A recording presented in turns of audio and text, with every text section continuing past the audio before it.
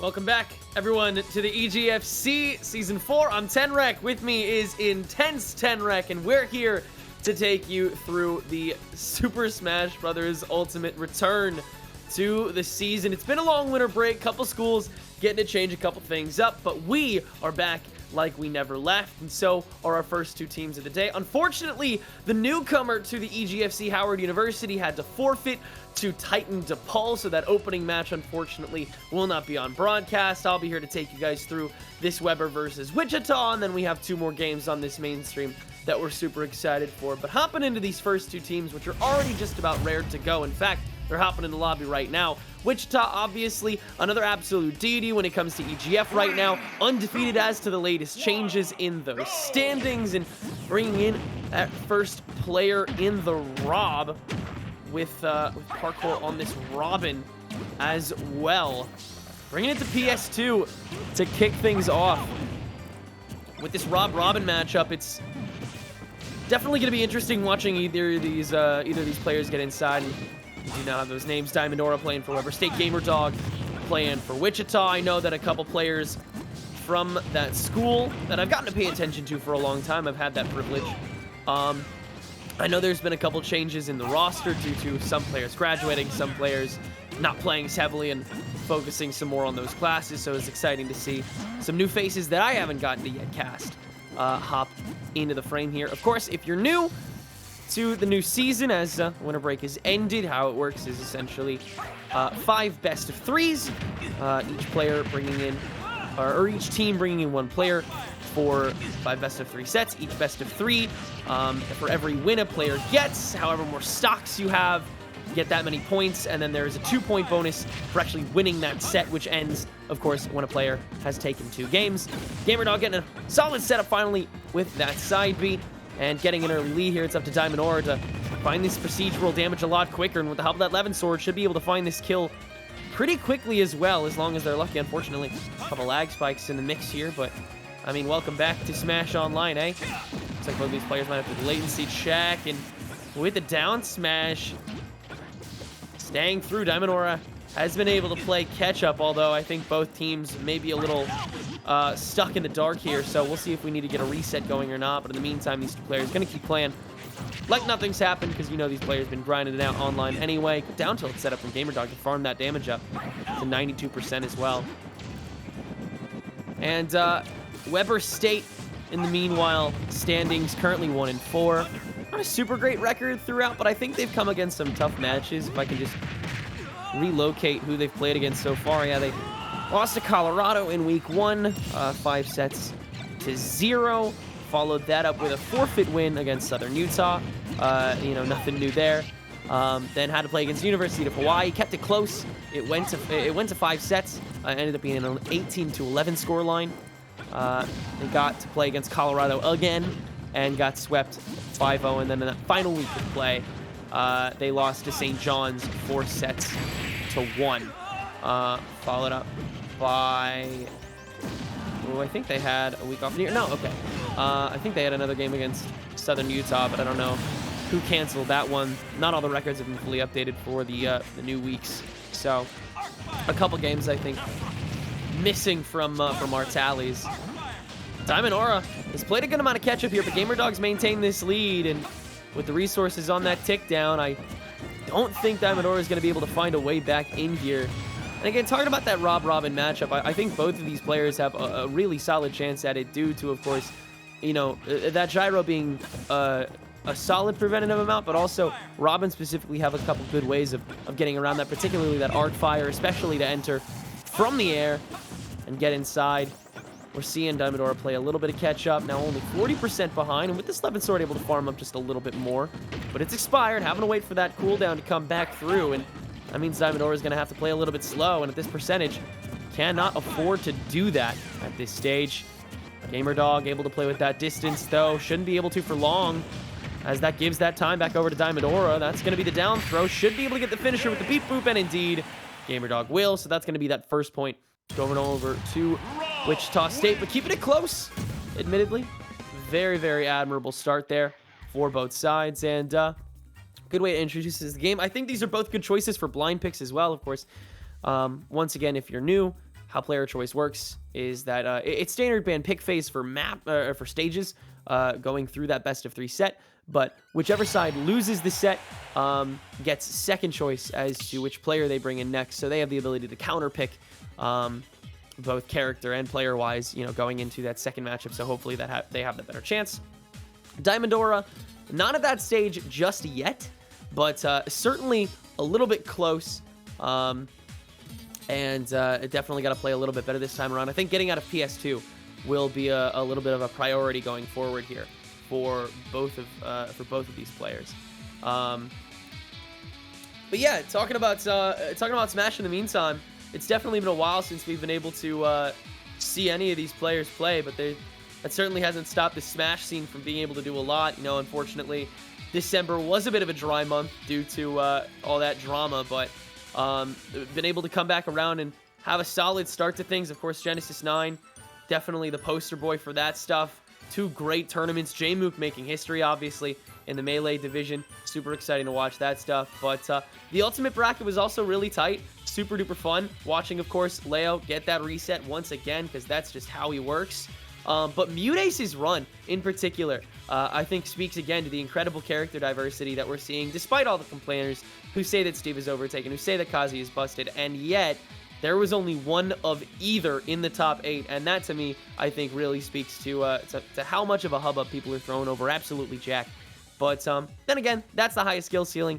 A little lower down, it's certainly a little tougher to break out of the sea of the casual players of the Minecraft Steve and of the Tekken Minecraft Kazuya Mishima, whatever you want to call him. And so I definitely understand the resentment regardless. But talking about Robin, 2 characters that I think are not new whatsoever to EGF in particular. They actually tend to be pretty favorite characters for a lot of these players, just because the high skill ceiling, they have all the different options and tools they have in their kit. And while Robin definitely has a lot of more visible weaknesses, especially with that speed, I think a lot of people have been figuring out a way to navigate around that speed problem for him specifically, simply because of the amount of projectiles and damage that he can do, regardless of that. I imagine a character like Incineroar, it still, encounters that same level of trouble, either way. But, of course, talking about this map pool, Lilat was also legal on Genesis, and we went there a good couple times, actually, at least from what I saw. And Lilat also technically a choice here in EGF, but I think a lot of teams tend to turn a blind eye to that. I'm not super surprised. Again, it's just not a favorite for a good amount of teams in general. And also a lot of them just don't run them in their own tournaments, which of course is probably a lot of the place where these players get most of their practice. But yeah, Wichita State, talking about their records so far, once again, pretty much an undefeated run as far as I know. I'm going to go through what schools they've played against now, but their run hasn't exactly been easy.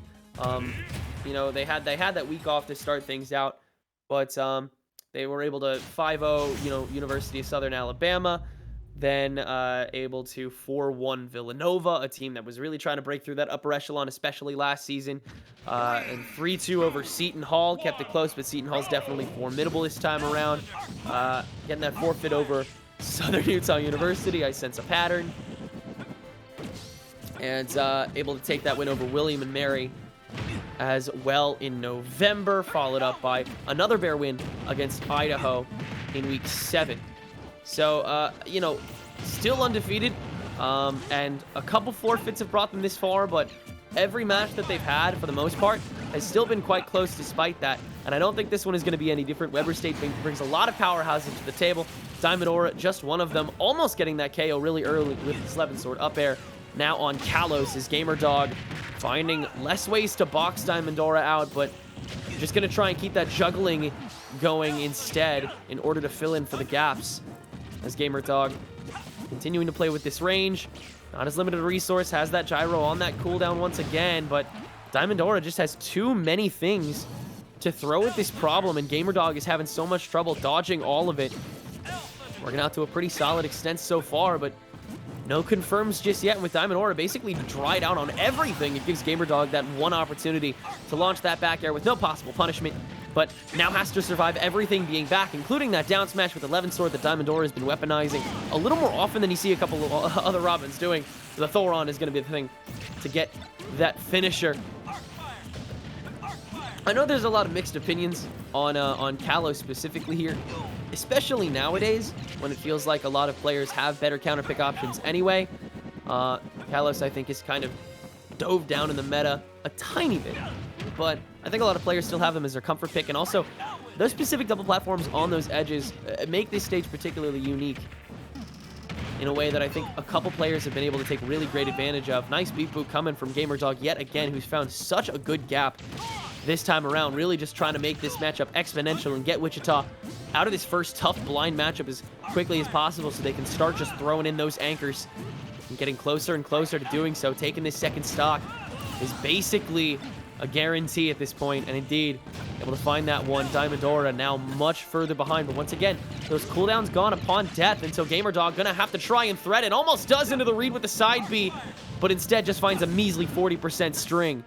And now Diamondora trying to find that altitude back, but just not succeeding despite the size of GamerDog. Just been able to slither around so many of what Diamondora is throwing out here.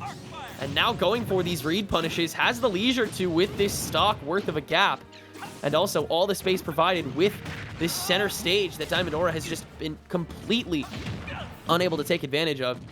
Yoshi's Smashville in town were the bans for GamerDog coming into this, but they are perfectly capable of taking on what Weber has to offer regardless.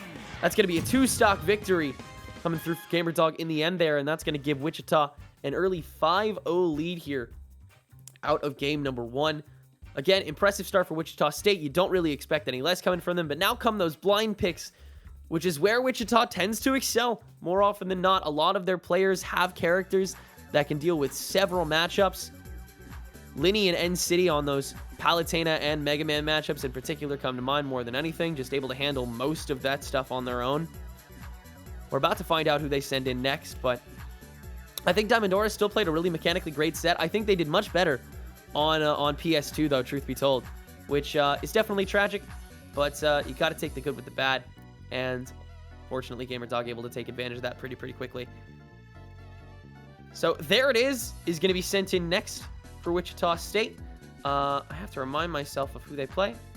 Their roster is not available on our spreadsheet. That's unfortunate. So we'll see when we're actually in game. I think it's Young Link or Toon Link, I want to say, is what There It Is plays. But I do forget. I apologize. So Weber gonna figure out their counter as we head into this new season. The teams that need to be watched out for, I think, have not changed, honestly. Despite the roster changes, I think everybody's still really paying attention to DePaul, really paying attention to Arlington, really paying attention to Hawaii, really paying attention to William and Mary, and, of course, paying attention to Wichita State. This is one of the teams that people really have their eyes on to take this season. They got really close last time, at least in the standings. They've been incredibly consistent for a while now. But still a couple humps to get over. And again, none of these matches have been easy. And I imagine going forward, this is going to be no different, as Weber is going to toss in Yep, attempting the Gentleman's to PS2 to start things out here. As we head into this game, got to remind you guys to go ahead and catch the other Smash Bros. Games taking place currently on EGF over on EGF SSBU. Watch my good friend Loki, who's going to be taking on the stream over here after this game, where I'm going to have to dip, as Delaware is currently taking on that Titan and William and Mary at the moment. It looks like they have taken that first set, the latter. So excited to see how that goes. Go ahead and have that on. Meanwhile, in official EGF 3 as well. They are knee-deep, almost done actually, I think, with their game between Villanova University and University of UConn, which UConn is currently winning handily. But at 7:45 p.m. Eastern Standard Time, make sure to tune in to that channel to watch St. John's University take on University of Colorado. Two teams that have been pretty consistent as well. Just hasn't reflected as heavily in the standings, but I think they're both two great teams that could easily rise up from the bottom of the top 10 to the upper regions of 6, 7, 8. As the last games for today, as of course, like I said, unfortunately Howard did have to forfeit to DePaul, so we'll have to take a second before we see that team. But after this, 8:30 p.m. Eastern Standard Time, it's going to be Seton Hall University taking on University of Texas Arlington. That's going to be a really fun one. I'll definitely be tuned into that. And then at 10 p.m., going to be University of Idaho taking on Montana State University. Two Western teams that haven't really been able to break out as much as I think they'd like to. Gonna be exciting seeing them get to take each other and have a better stage to be able to represent themselves. As there it is, on the Steve here for Wichita State, while Yep is on the Zero suit here on PS2, which they have agreed to gentlemen's to. And again, the Steve debate never ending, but those mechanics just have to be respected, and the free stuff that Steve gets just has to be acknowledged, dealt with, and then gotta exploit those other weaknesses. And I think we're seeing Yep do a great job of getting inside before there it is, has that time to get that exponential growth with the resources, and now playing Gatekeeper really effectively here on the ledge. Unable to get the flip kick, and there it is going to try and use it to grab a better angle here with that minecart. Gets the grab, but hasn't really had any time to farm these resources, so can actually start running low here. Both players going for these reads on the up smashes, but everybody just recovering to ledge, and I don't think that's going to change over the course of today. Wow, mining that one piece of redstone, doing so much, handing the rest of the stage over, guaranteeing that diamond for the next stock if there it is even dies first here, which doesn't look like they're on track to doing as long as they keep playing as safe as they have, but especially farming up those iron weapons, potentially going to be crafting that soon to get that finisher, but instead jumping up to try and find the finisher and paying the price for it, but Yep missing that uppy, so opportunity gone. Yep gonna have to manifest another one. Gets super close right out the gate. Forward smash almost connecting, but Yep, beautiful short hop back air to avoid that, and another attempted read on the down smash into ones more. The back air does give Yep that early stock and a great recovery after that early deficit, but now up against that diamond sword, all those tools is gonna have to play so much more safely, and yeah, there it is. All they need is one measly back air and gonna be able to catch up from there. Now has to get that damage back, but I mean, there's Steve, so shouldn't be all that difficult. Yep, making it difficult though, being able to play very territorially for the most part so far, and still in the lead at the moment, but there it is, starting to get those juggle potential going, trying to find the altitude, keep Yep above him, knowing that there's only one or two moves that Yep can effectively use from that disadvantageous position, but again, having so much trouble forcing Yep into that spot, because Yep has just been so grounded and knows exactly when to take those short hops when need be to, again, just play guard dog here. And there it is, just having so much trouble getting inside. Now equal percentages, having to stall into the Elytra. Once again, gets back to ledge, but matters not for Yep at this stage. Just able to completely double dip, get away with so much. Flip kick almost getting punished off the block, but there it is, just not being effective enough, not being consistent enough. Does have the diamonds back for this following stock if Yep takes early again, but that is not what will happen. The minecart will finally deal the killing blow after Yep is already in triple digits. Yep looking for that early finisher to keep this as even as possible and force to the reload on diamonds now as opposed to later on would be huge to get this cycle back in the dumps for there it is. But there it is, doing such a great job of avoiding things, not being able to deal any damage. Even so, though, the Elytra will actually hit, and into that weak hit back air, there it is able to find a little bit of something, but completely low. And now with the mine, with the pickaxe gone, has a couple less options here. No more aerials available, which is what there it is has had to play with for so much, and instead has to settle for that nair. Going to try and find this crafting table back soon, and is in a bit of a tough spot, all things considered, where, you know, there it is, has too much to work with. But Yep, going to ease them of that pain, finally grab the throw and the kill along with it. Up to 60% though, and the diamond weapon is right back in there it is his hands. Able to just get as many resources as they need despite being on an empty tank, and wow, an absolutely dominating finish, walling out with the pickaxe followed by the minecart. Unquestionable victory there by the end of it, as there it is, we'll take a clean JV2 and keep Wichita State's shutout run going. That's a 6-0 lead now for WSU. One game to go to take this second set.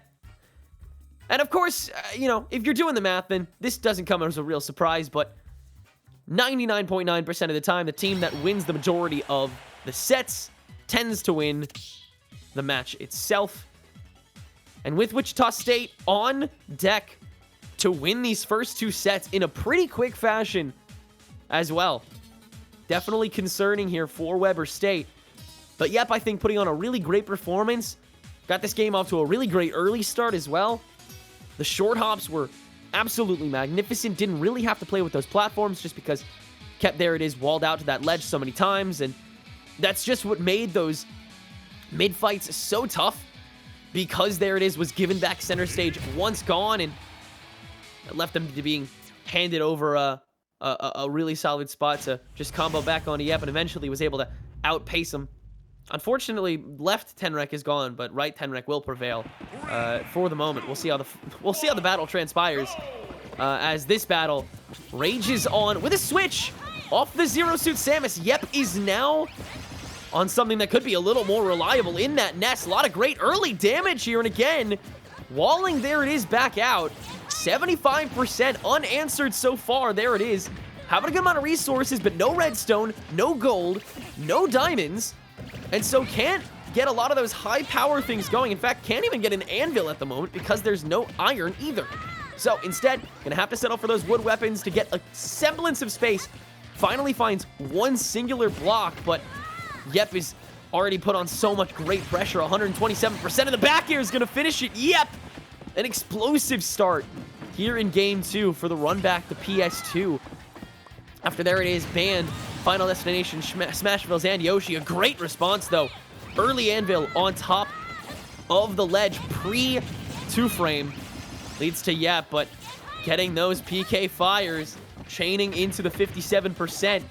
Both these players having such volatile characters, able to deal 80% in mere seconds, and both teams having their, both players rather, having their own time to really show that in the spotlight. It comes down to who is alive at the end, and if it is there it is, then we will move on to that third set with Weber State still scoreless and definitely an unsavory position, but we'll have that counter pick back if need be. There it is, able to space out with this increased percentage, able to have more time in the in-betweens in that neutral to be able to find those extra resources, but with Yep finding the throw, trying to chain into the Thunder. Good catch on the back air. Once again, another block gone, and there it is. Cannot tech against the own block that they've set up. Yep, another great punishment leading into the continued lead here. But there it is. Closer and closer to these diamonds. Unfortunately, completely out of blocks, though. And this is the time for Yep to really strike. That's the point of weakness. But with the up smash catch, there it is afforded a couple crucial seconds to recover back into this game. Excellent catch on the grab. Into the chain for the up smash. And that's 80%. Teabagging to catch it onward. But there it is still not done with the game and still has no resources. Another catch with the up smash, though. A stunning recovery despite absolutely nothing. There it is, gets the diamonds in time with nothing in hand. But Yep is chained off the PK fire again and is playing from ledge. Minecart catches, that might do it. There it is, can catch with the dash. And escape with the set. Yep, putting on so much pressure, but there it is. Some great predictions, some great reads, and immaculate punishes coming through on that third stock. Gave the set back to Wichita State, but yep, that early game yet again, a clinic in how to play against Steve. Just could not keep it up once there it is was afforded. The middle ground once again. Shout out that anvil as well. Great turning point in that game. Both players, again, great job, but it is there it is that comes out on top. And yeah, let's take a look at this missed tech. That's a classic Steve punish that I think there it is just has to endure the chat and probably also some WSU teammates. Happens to the best of us and also happens to the Steve mains. I said what I said. I said what I said. Nah, I'm just kidding. Love you, Steve mains. But Wichita State, that is another one-stock victory, and that will mean that they are up 9-0 now going into the follow-up matches. And, you know, it's definitely scary, which is what, left Tenrek says, as right Tenrek has died, and I have not only killed him, but I have also taken his place. I'm no longer satisfied with my own abode. Squeegee coming in next for Wichita State, as Beta is going to make the roam from Weber reactively once again. These are Weber, okay. Oh, God, I keep forgetting. Thank you. Shout out House of 3000 on prod, as always, here despite not another one. Do you want to come on desk for this next match, Devin? You want to hop on? Sure. Smash? Sure. Sure. What's up, man? Hello. Good to see you, dude. Hi, everybody. I'll just yeah, get in here, man.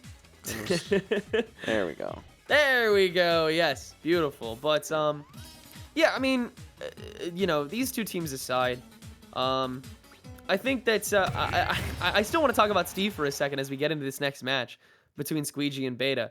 Because again, I think that they underperformed compared to how people expected going into Genesis. I think people expected like a lot more than like just a Cola. People expected Onin to make it higher. People expected people like Jake to make it higher, just carried by that character. But I don't. But I think that people have found better ways to counter him recently. Yeah, I mean, there was also the fact that like Mute just continues to prove to be just like some crazy Steve killing machine. Yeah. You know, and just like would not let Akola stop him in his path of ridiculous W's. But moving on into this set, who's going to take out this ridiculous W that Wichita is working on right now? Can Beta's Day-to-Day do it? Yeah, I mean, Wichita, again, with this third set, you know, statistically, they will probably take the series. They won't be up by 18 or by 16 by the end of this, I don't think, which is the maximum amount of points that a team can get in just 2 sets. But there will be a solid metric as to how Weber will have to play going forward if Wichita takes this. But Beta's been making some solid reads on the Wi-Fi King we all know and love. D3 hopping into the mix. Squeegee on this Piranha Plant. Been taking a bit of a beating in this late game, but with that added weight, has been able to stay in this fight pretty long as well. Yeah, like even though, you know, Squeegee was able to finally lose their first stock there, you know, Plant is an extremely strong character, extremely heavy character. I mean, got some real dense fertilizer in there, you know. Yeah, put some like tungsten rocks in that dirt somewhere. I don't know where she's hiding them. Plant minerals are crazy. Oh yeah. Ooh! Oh! Incredible spike from Beta. Beta. God damn. That was super tight. Great start for Weber State's run here, as they've already taken that early stock and are looking to find a 2 victory here. As Squeegee is getting completely boxed out, goes for a down air themselves, but the angle is not there. Squeegee was able to find 1 catch, but I admittedly, I don't think this matchup is that great, especially on Wi-Fi. Patsui does not do nearly as good a job as boxing them out, especially considering that Beta can just counter with that swallow and then also have the Gordo available. Going to be able to catch that up smash, and that's 2 stock victory. Weber's on the board. Yeah, let's see. So let's go take a look at some of these replays here. Yeah, Day-to-Day is a character that can definitely be like pretty powerful and like hard to deal with, especially in the online setting, just because like he's able to just set up like, you know, remote play with the Gordo, and you now have to like time things around and hitting it. You know, Squeegee was doing a pretty good job of putting up a pretty decent fight, though when Beta got that that kind of strong lead that happened here with this incredible spike. Yeah. You know. And I mean, you could see that coming from a mile away thanks to that replay, just because the second Beta hop back down, Squeegee immediately like just ran straight to ledge. Like they didn't expect Beta to come be able to punish that, but I don't understand why they wouldn't, you know? You want to play from that ledge when you're working against a character that has such a linear recovery from that point. You only have so many options, and it's not like they're going to recover above ledge against DDD, you know? So, again, great punishment from Beta, and then was able to turn that into a really great marathon run through the rest of that game, but yeah, try and carry it into this set and keep it nice and close, because, I mean, winning this here would make it like a 4-point game, you know? Something that I appreciated that Beto did after taking that full stock lead, didn't opt to slow it down and like play to the strength of like day-to-day defense, where it's just like, oh, you have to get through all like this nonsense, and it was just keeping the aggression on like really intensely, and you know, it's just like you're not gonna get any time to breathe, and you know, didn't let him. Well, we've hopped over to Yoshi's. The bans from Beta are FD, Smashville, and Lilat. All pretty expected, because actually I think Squeegee would be one of the people in this one situation to actually be willing to go to Lilat. But Yoshi's is a good alternative, I think, for them.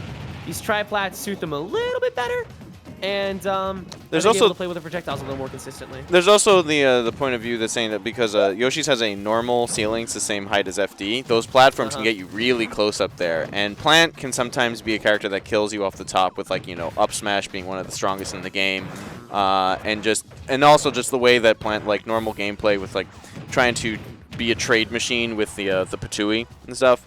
So Yeah, having like the regular like normal blast zones of Yoshi's might prove pretty good for Plant. Beta's doing a good job of boxing Squeegee out this far, though. Yeah.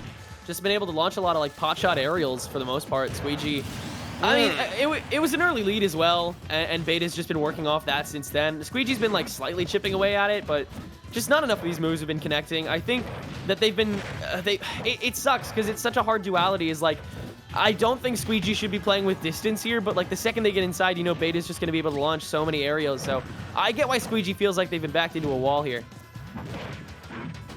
Yeah, Beta has been just like making great like intuitive reads on Squeegee's movement. You know, sealing off that first kill with the roll read from the ledge with the up smash, and has just been able to just kind of like, you know, keep him at rather arm's length, hammer length, and just keeping him out there, and just, you know, a lot of the times it's just going to be a lot of whiff punishing and just getting hit by those swings that just add up because Day-to-Day is just so strong. Yeah, that's a lot of it is just in the neutral in the meanwhile until Beta gets... I mean, Beta treats every shot he takes as if it's the shot that will, like, kill. And I think that's a great way to look at it as well, is just throwing everything out as if Squeegee's about to die, because with the power behind that punch, they're at least going to catch some distance into the nice chain of the up air. Doesn't have a jump. Beta, that was doesn't sick. have a jump. That's 60% the still doesn't have one. Catch on recovery. Still doesn't. We're getting really close. Yeah. No jump. Oh my god. Wow. Beta. Holy. Can't do it to him like Holy. That is surely a way to get out of a shutout situation, my god. Yeah. All right. That's a 9-6 game. Just like that. Beta. Wow. What a performance. Jeez. Yeah, let's take a look at some of these kills by Beta. You know, it's funny that took so long. I don't think the last replay is actually going to show where Squeegee lost his jump, but it was at the it was on the right platform where Beta had like knocked him on. Yeah, it was like right before. So like let's go back just a little bit. So like right here, you got like knocked over, and like from the base part of the platform, and Squeegee didn't land on the platform and just went for double jump, and and Beta tracked him and did up tilt, and so it just ate his jump immediately. I remember that. Okay. Yeah. I remember what you're talking about. Yep. So all of this, no jump, and catching that, you know, with the dash attack going extra low. I was surprised that didn't end the game right then and there. Like, look how close to the blast zone. But then going for... But come on. I mean, if there's a way to finish it. The most dramatic finish, indeed. Oh, my God. Dang. Another great catch. Again, I think that just speaks to how natural Beta made it look. Just because, like, I guess that up tilt did have to be a read, didn't it? Because it does come out a bit slow. Yeah. And Squeegee did have a couple frames to, like, jump out of that for a second, but just a little too slow to the punch. And Beta, again, just, like, an immaculate read, immaculate catch, able to convert it into the up air, and then chased Squeegee after having to, you know, retreat back beyond ledge. Upon the recovery, great dash attack to just barely make it there. And then the Gordo snipe finally hitting. I think Beta was just looking for that at this point because they had tried it, like, twice, and it barely missed. And then since that didn't kill, they got to get away with one last thing. But, yeah, that's just, I mean, that gives Weber State 6 points in one fell swoop and turns this into really anybody serious to take. But it's going to be Ray coming in for Weber State, Juke coming in for Wichita State. And they will once again go to PS2 to start things out. So, Falcon Pac-Man. Mm-hmm. Oh, yeah. Okay, so, you know, traditionally, Pac is just going to like try and build obstacles that Falcon's going to have to try and get around. And then there's the other side of it, that Falcon is actually so fast that you can actually just try and like stay in on Pac long enough to just like never let him get his bearings. So, you know, this is going to be like, honestly, you know, War of Attrition doesn't really, like, it kind of has like a slow demeanor on it, but like honestly it's just gonna be like, I'm gonna stay in on you, so like I'm gonna keep you out, and it's just gonna be like fighting on that. And right now they actually been trading quite a few blows, and Ray killing, I think, Blinky. Yo,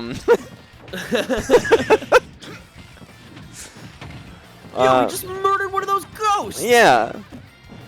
But no, I agree. I think I think that makes the game rest on Ray, does it not? Like, it is Ray's game to win or lose because it is his job to sort of follow Juke the whole way through and just suffocate him so he can't just like W key in Hydrant or like W key in forward air chain or like just get a bell off rip or something. Like you just can't let him get away with stuff like that. Can't let him have time. But if Juke finds the early kill, then he will have time, and so able to get a couple of that setup going. So in this late stock, able to grab some maybe setup damage here, but the boss ship not landing yet again. Ray's done a great job of avoiding these projectiles, but needs to find the kill shot, and despite Juke's homebrew on edge, gonna take a second, but Ray finally able to get the job done yet again. Short off back air. That's been Weber State's bread and butter for getting the job done. Yeah, and that was a really pivotal point, you know, because like damage was like still kind of up there, but you know, you need to land like those kill moves to happen. And when the character with the lead is Pac-Man, it's just like, uh-oh, this could snowball really quickly. So you know, Ray able to get that strong hit in and just like even the playing field. And now, you know, building like a tiny decent lead in percent. Ooh, looking for the kill here. I love how Ray just keeps wanting to read, but also is hesitant enough to wait until he knows whether or not Juke is going to be readable. In a lot of those situations, they're not, but in that one, oh, it's delectable. The up smash catch yet again hands Weber the lead. My God, he's got to be subscribed to Juke's magazine subscription here, because like getting those hard reads 1,000 years in the future. Okay. Oh, okay, that's all right. Little overzealous there, buddy. Check yourself. But what if? If only. I think, yeah, I mean, playing Captain Falcon, I guess you're allowed to ask that question every time. Oh, well. Yeah, I mean, 52%. What's really funny is about that up smash kill is just like that move is like zero commitment. Like, it literally just ends. Like, there's no cooldown. It's just like, yep, I am now acting once again. Yep.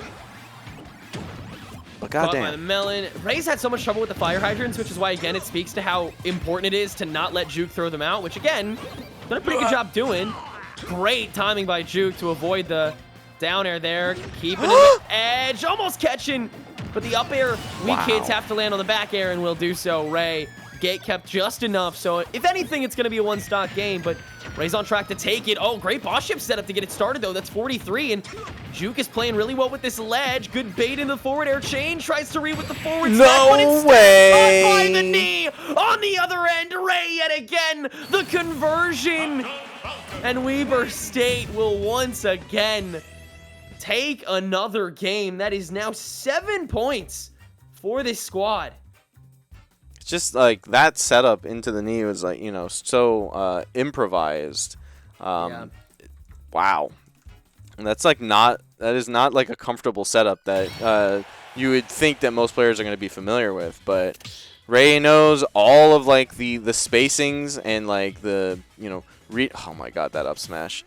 Yeah, did it so preemptively. Yeah, it was absolutely gorgeous.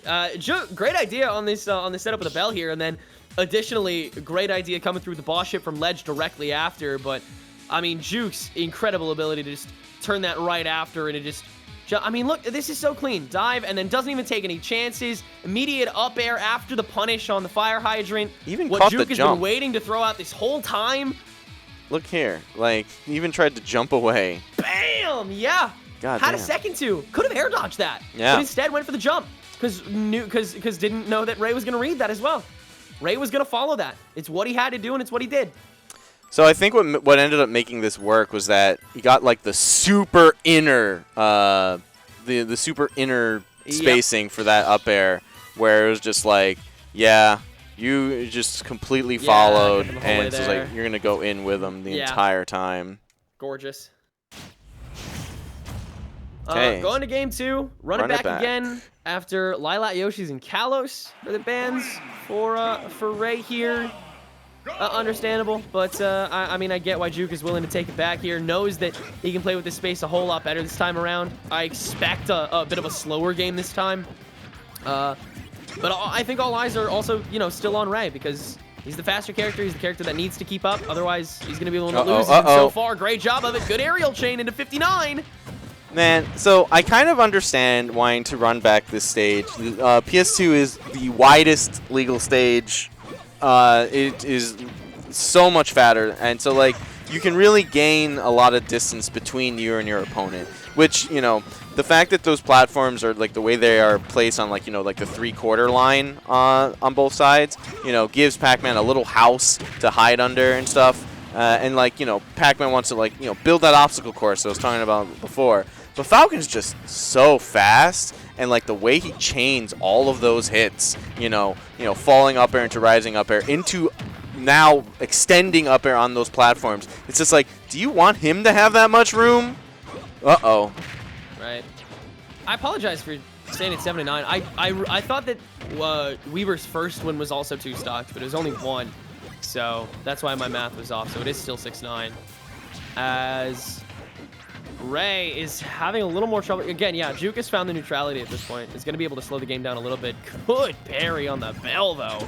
And that's such an immediate reset, because now, yeah, Ray's just able to put this pressure right back on. Surges for the knee, but Juke is ready for it this time. Keeps the juggle going, though, until the Hydrant can finally come to protect. And now bludgeon Ray in the head. 115%. Still no stock taken, though. Ray looking for this better lead, and is not going to take too many risks to find it, though. No style points just yet. Does not have that luxury and wants to finish this set in a disciplined fashion to give Weaver that lead that they so desperately want to hang on to. Oh my god. As they are finding their way out of this set. Such close calls on both sides. I'm surprised Juke is still survived. I'm so surprised Ray is still up and kicking, but Juke has just not been able to properly space Ray out. Whoa. Oh, okay, Oh, yeah. what? Juke did not expect Ray to actually get hit by that and was just trying to cover the ground and like reacted late. You know, this is going to be partially just the regular late reaction and also just Wi-Fi going on top of that sort of stuff. True. Ray literally baiting these up smashes, being like, do something, swing. And you know what, he will. And he's going to kill you for it. It's true. Stop swinging. Juke forced back to ledge here. There's the other boss ship set up once again. 350 here. Ray leaning into it, but has that collateral to work with. Wants to make this lead as handy as possible. Winning by just 1 stock will just tie this up and guarantee us having to go to that 5th set. But man, these have been going lightning fast. 2-0s the whole way through, damn. and Ray on trajectory to keep that trend going. A stock up, but up to triple digits as well. Juke looking for the early setup. Bell is once again lost in that road. Beginning for Ray yet again. 60% looking for another aerial, keeping Juke in the air. But heading back downstairs where the recovery is far safer. Ray, though, uncaring. Down air into the grab. Reads at every corner, and Juke just unable to get out.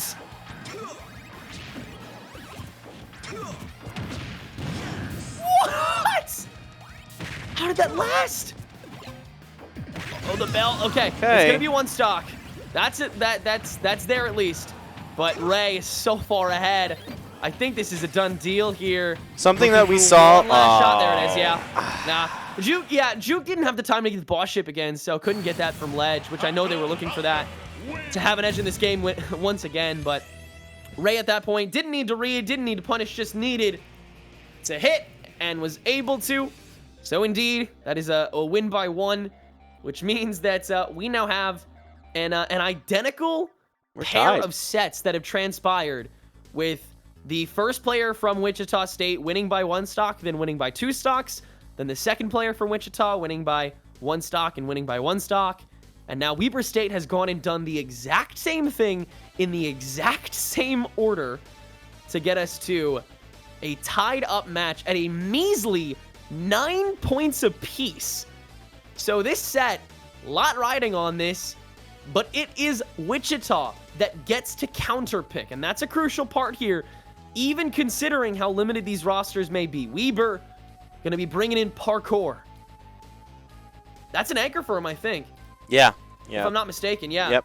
Because I've seen that name get mentioned a lot more outside of these. Looks like Plant and Puff? That can't be right. Okay, so Lenny is going to be the next. Oh, dude, this match is going to go so hard. It's time for the captain. Dude, I'm so excited. Both these players are nuts. Lenny goated Pac-Man, or not Pac-Man, Mega Man. Absolutely insane. We've seen him take some of the coolest stocks I think we've ever seen here in EGF and outside of it when I've gotten to see Wichita outside of EGF. Surely Lenny plays Junior at some capacity, right? With a name like Lenny. Perhaps, I don't know, but it does sound like a Koopaling. Yeah. This is actually the only thing I think of every single time. We'll bring it back to PS2 again. So this game should be set up really soon. Hey, shout out to both these teams for like knowing how it goes and being so quick about it. Some of these schools are just not experienced enough with heading into games, and it shows a little more, unfortunately. But everybody's obviously trying their hardest, and that's what we like to see more than anything else. Yeah, no, it's always nice to see both teams just showing like a nice high pace like cadence between matches. Yeah. Just like showing like, it says, yes, I am familiar with the rules, and we will be getting into the next match. And I think it also shows that like level of respect and discipline that both of these teams have, while also showing how zoned in both of them are as well. Because it's so clear both of these teams, they really want to win this game, and they are equally close now. Lenny indeed picking up that Mega Man. I'll say it right the first time one of these days. And Parkour starting things off on that PP yet again, this time on the side of Weber. Already locked out to the ledge and looking for the early setup. I have to ask, House of 3000, I don't know how long this game is going to go, because I feel like depending on how both of these players feel like playing today, it could either be like 3 minutes long, or it could go and like it could make like full time. These are both characters that you know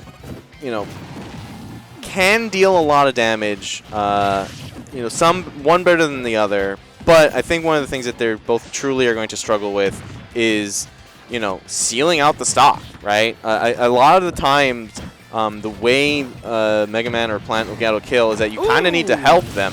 And literally like that, like this whiff punish of like a commitment in like that weird scramble. It's just like, oh, okay, let's see if I can get this up tilt to connect. And Lenny does take it for that first stock. And now this is a really good position because like you're the projectile character. How much can you just like kind of harass your opponent? Yeah. Yeah. I think both these players, like you said, with both these characters, there's like two phases of this matchup that I think are very like different from each other. But you need to be like, there are those two phases that I think players are ultimately judged on when a character matchup like this comes through. Is that neutral, first of all, obviously, where you're just, firing off these shots, making sure you're trading for more damage than you're given, doing that more consistently than your opponent.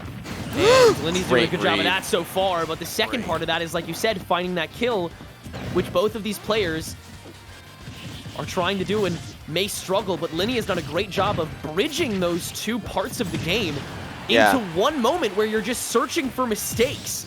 I would say, though, able to catch on that back air and at least bring this down to 2 stocks, but Lenny has found a really great gap. Yeah, Lenny is really right now controlling the pace of the game and making Parkour play their game. You're not fighting against Mega Man. You're fighting Lenny, and you're putting him in his world, and so like it's just like kind of going through the motions. Oh where was the DI? Where was it? I can't find it. Not there enough, I guess. Jeez. Wow. All right, Lenny, 3 up tilts, 3 finishers, 3 stocks taken. A good gap put up by Wichita. Once again, it should be mentioned that the point totals don't really matter at this stage, at least in this vacuum. Wow. It just comes down to this set. And Lenny has performed the first leg of it absolutely beautifully. Just punish after punish after punish. Just a great bit of, This is probably like probably one of the farther distances that up tilt would reach, because it's not like it's a very stubby move intentionally because of how strong it is. And like, hold on, where? Yeah, what was Plant even doing? Literally, like wilting. That's Patui recovery because Parkour's Patui hadn't recharged yet. So Piranha Plant wilts over when Patui isn't ready. It's sort of like the feeling you get when you hear that sound when you don't have enough charge on like Hero when you have your like electric ready. You get that feeling when you see Piranha Plant wilt. It's you get the same kind. There's the same level of animation where like the gas is also on cooldown, and so it leaves a lot of moments where Parkour's timing has to be absolutely immaculate, or else there's going to be so many dead frames that Lenny again is just caught so well. I mean, just on a rollback. And I think just able to catch that. This stock was the proof that like we were playing Lenny's game. You know, it was just like, I'm in your head. I'm controlling the narrative. I'm putting out these buttons to scare you and make you do exactly what I want. Roll here, dumbass. And then just, it just does like, you got it, boss, and then decked. I think all 3 kills were to up tilt, and this one no DI, a little bit odd, but I probably just wasn't expecting it. Probably a cross up in like how things were going to transpire. Yeah. Switching characters. Parkour going to that other main on Puff. This is, I think, one of the first Puffs I've gotten to see in EGF, but as a Puff main myself, definitely exciting. However, this game against Pac-Man is going to be tough because I think that Lenny did not only a great job of finding the mistakes, but also guaranteeing that those punishments would land. I think Lenny was still patient, all things considered, waiting for those moments that Parkour made mistakes that Lenny knew, like, okay, this up tilt is going to land and it is going to kill, and so I will not need to worry about this stock anymore. I saw those gears turning in Lenny's mind every time he made one of those decisions. You don't go for something as Mega Man, as Lenny, unless it's a guarantee or completely safe most of the time, and I think Lenny's done a great job of making sure that he stays as safe as possible throughout this matchup. That trend is continuing as Parkour, unfortunately, was able to find a solid string in the beginning of this, but again, Lenny's just been playing such superior neutral for the majority of this game. Yeah, something that we're going to see a little bit more on this stage because of how small Smashville is that we're going to have like a little bit more of like edgeguard situations. This can be helpful for Puff just because, like, you know, she can do like her little fence of pain or wall of pain and try and, like, you know, carry you to the blast zones, especially because, you know, there's a little bit more off stage to deal with. But it kind of goes the other way too. How do you feel about this matchup? I had, oh man, yeah, Lenny just completely walled Parkour Is it like away. that? Yeah, it's a lot of it is like that. This is a lot of the negative matchups that I find myself facing, and when I play Jigglypuff, is just Jigglypuff's amazing in the air, but a lot of these matchups you have to get like above your opponent when you're escaping a lot of what they're already throwing at the wall, and she can just remain in disadvantage for such a long period of time, and Lenny just really trying to extract the salt out of that wound as much as possible. As Parkour still yet to find the kill. Stuck on ledge here, though, is Lenny. Has to wall him back away, but yeah, Leave's been doing a great job of assisting in particular there. I think something that I'm kind of already noticing is just the fact that, like, we need see a little bit more of like a harder commit to like juggle situations, like try and trap landings and like stuff him on the way down, or like when you have those edge guard situations, go, oh, get away, don't air dodge. Is like be a little bit more aggressive off stage, like. Throw out your nair. It lasts 5 million years. Yeah. Because like sometimes light taps near the stage can be incredible because it's just like such a hard situation to tech. Yeah, I think Parkour has been celebrating every hit that lands a little bit too long, and just and like you said, just needs to commit a bit heavier to whatever they land. They need to seize that moment so much more quickly than Lenny does, and that's just how this matchup works. That's one of Mega Man's pros, and he has his own draws of being punishable in other situations that Parkour hasn't taken advantage of, and, you know, vice versa with the opposite, where Lenny has just been finding every opportunity to take advantage of Parkour not really applying themselves to, I think, the kit that Puff needs to utilize in this particular matchup. Just not stay above, just not submit to the neutral that Lenny's throwing out, not play neutral yourself, go for those strings, go for those early finishers, take some risks, because otherwise that volatile balloon is not going to do anything. What can Puff do about Leaf Shield? Honestly, she's so get stubby. Out of the way. Either get out of the way or shield. You like, there's not much. You have to wait for it to end. See, okay, I like that, you know, you know, didn't work out, but like the right idea was there.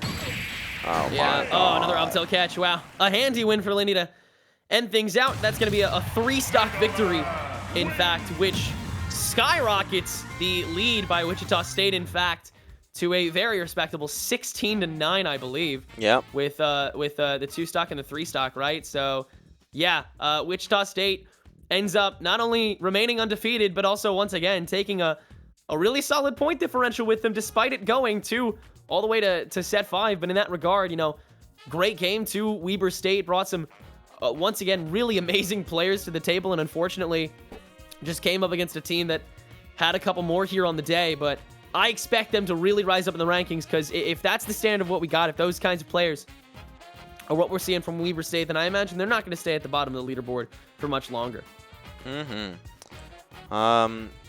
Okay, so we now have Good set. our set for this. It's going to be 16-9, and I guess we should go find out if they want an interview. So yeah, let's go. Let's go see if Wichita wants an interview. They tend to, so I wouldn't be surprised if we get to chat with somebody. We'll figure that out, and then we'll be back. All right, we'll be right back, guys.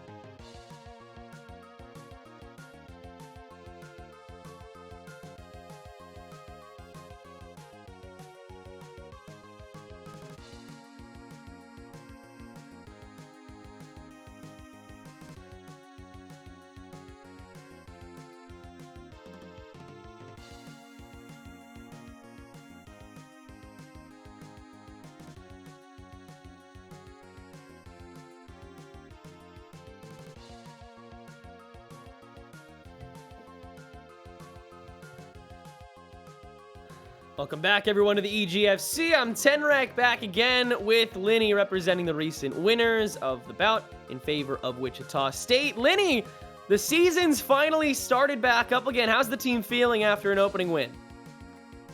Feeling pretty good about that. We definitely had a rough patch at the start with our connection issues, and then, them making that comeback in the middle. But thankfully, we were able to still stand our ground and, pick us up with the win at the end. Yeah, it was great to see you guys, continuing to play despite the, occasional issues that one may encounter as a Smash player. I'm sure it was nothing new to you guys, but, talking about how close things got, that's been a trend for Wichita State lately, and, despite the undefeated run you guys have still been having through the season so far, I would say that matches themselves have, I think, been a lot closer than a good amount of people watching may have bet on. And so what would you attribute, Wichita State definitely having a rougher go at it throughout this season so far, despite being able to come out on top, either way? Has, the roster been changing a lot? Do you think the competition over the course of the season's been getting a lot better on the other side? Is Wichita State in like a rebuilding period? What do you think is the root cause? Honestly, it's a little bit of all three. We did lose two of our players from last semester that were pretty strong, and so we're a little bit weaker on our roster because of that. But that doesn't, not to discredit any team. Like, every team's getting better, and you got to continuously get better yourself to keep up with them. So we're just trying to, work with what we got right now and try to keep staying at the level that everybody else is improving to. Yeah, no, I mean, it was great, everybody. It was great to see everybody. Obviously, it's Wichita State, so a great practice pool for a lot of the newer players to choose from. And I imagine that that the locals have gotten no smaller as we enter more of a post-pandemic environment. So I imagine that the community's been a lot more able to rally around games like this for sure. And bringing that into the rest of this season, do you think Wichita State has it in them to keep this undefeated run going? Are there any schools on the horizon that you guys are really scared of? Because all things considered, you haven't really gotten to face off against any real titans a lot this far into the season. Yeah, I mean, me personally, there's not any specific team that I'm afraid of, because even if they're a really heavy hitter, it'd be still really fun to at least like throw hands with them, see exactly who comes out on top. So I'm really looking forward to playing the ball at the end of the year. But yeah, we definitely still have quite a bit of fight in us. So we'll just see where the dice land. Awesome. And one more thing before obviously we're gonna say goodbye to you. Is there anything that you want to say? Shout out, promote. Floor is yours. As always, it's going to be our amazing Coach Justice. He carries us through absolutely everything. Any issues that we got, he's the backbone of all of us. Yeah, great to see that shout out as always, and great to see you guys in the interview booth as always. I'm sure we'll see each other over the course of the season several more times once more. But until then, have a great night, Linny. Take care of yourself. Thank you, you too. And with that, I unfortunately am done for the night, but also you having a solo cast and/or Prod jumping in the booth is also over. Loki and Soar are going to be taking you guys the rest of the way through the main cast tonight. We're going to take a short break to get this next game set up. Coming up, it's going to be Seton Hall University taking on UT Arlington. Don't go anywhere.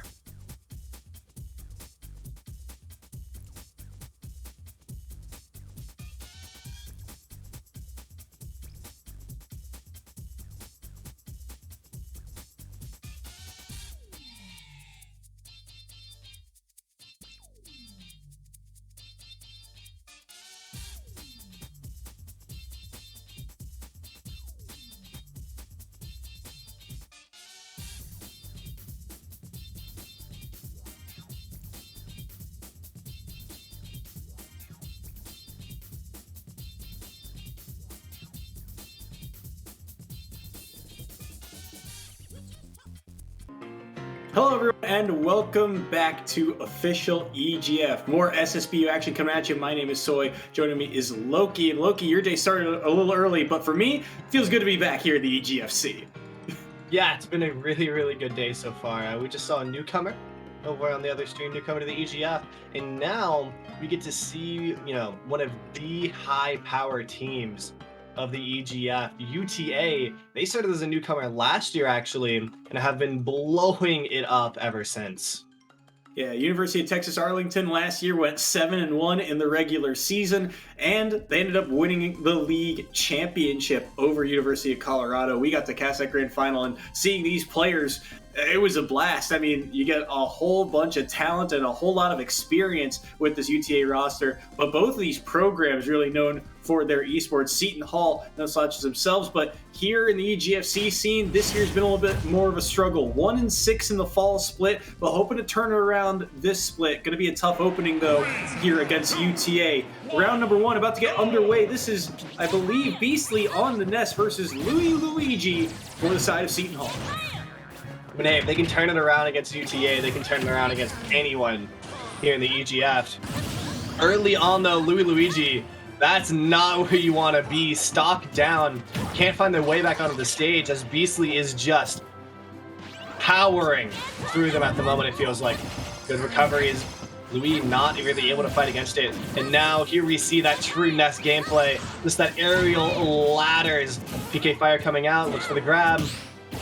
Not able to finish it out, but still they're able to just throw all of these specials and area moves, and it doesn't look like Louis Luigi has a huge response to that at the moment. No, not at the moment. 75% make the 87. They got to find a way to land. They throw up the Nair, which is going to help them do so. 23% here on Beastly. Forward tilted away. And Beastly doing a good job of getting around all the openings that Louis Luigi is kind of thrown out there as a potential to kind of get in, but charge up up smash, I should say. Just solid enough to take that stock. A grab landed, but still no follow-up for Louis Luigi. 42% now onto Beastly. Another side B going to continue to chip away at this last stock for Seton Hall's first member. But Beastly, one of the key members of this squad, had a fantastic season so far and really looking to continue their run as they are nearly working on a 3 stock here. They might have it here with even percents. This is a tricky spot for Louis Luigi to get out of. Yeah, no. Louis Luigi here. On this last stock, starting to put it together a lot more. Them having so much trouble just getting to this point. 126 on the board for Beastly. That dash attack, almost disaster. Beastly just going for a stronger hit. That would have been it then and there. Now though at 90%, good parry, and that will take a stock off the board. So UTA not going to start this one with the 3 stock. When Louis Luigi goes for that low recovery. Great choice against all of the power that Beastly is bringing, but at the end of the day, it's not magic or psychic powers that win the day. It's a yo-yo. Something about the run-up up smash that makes me think Fox, but no, this is Ness that we're watching on our screen. Quickly running up and taking care of business. Missed grab, side B, and it's very easy to kind of get out. Oh, you can see he did backdash and grab there, but the grab just coming out a little too slow there for Luis Luigi, and Beastly taking full advantage of it. A JV for that fact as well. 0% there on Beastly, but off of a rough start, felt like Luis Luigi took a minute to kind of get acclimated, right? Felt like they're, took a minute for their feet to get wet, which makes sense. This is their first game of the regular season here for Seton Hall. They did not play last split, so this is their first game on stream, and to go up against Beastly, who, by the way, one of the best records on UTA's roster. Beastly 8-0 through the fall split. That's a tough act to open up to.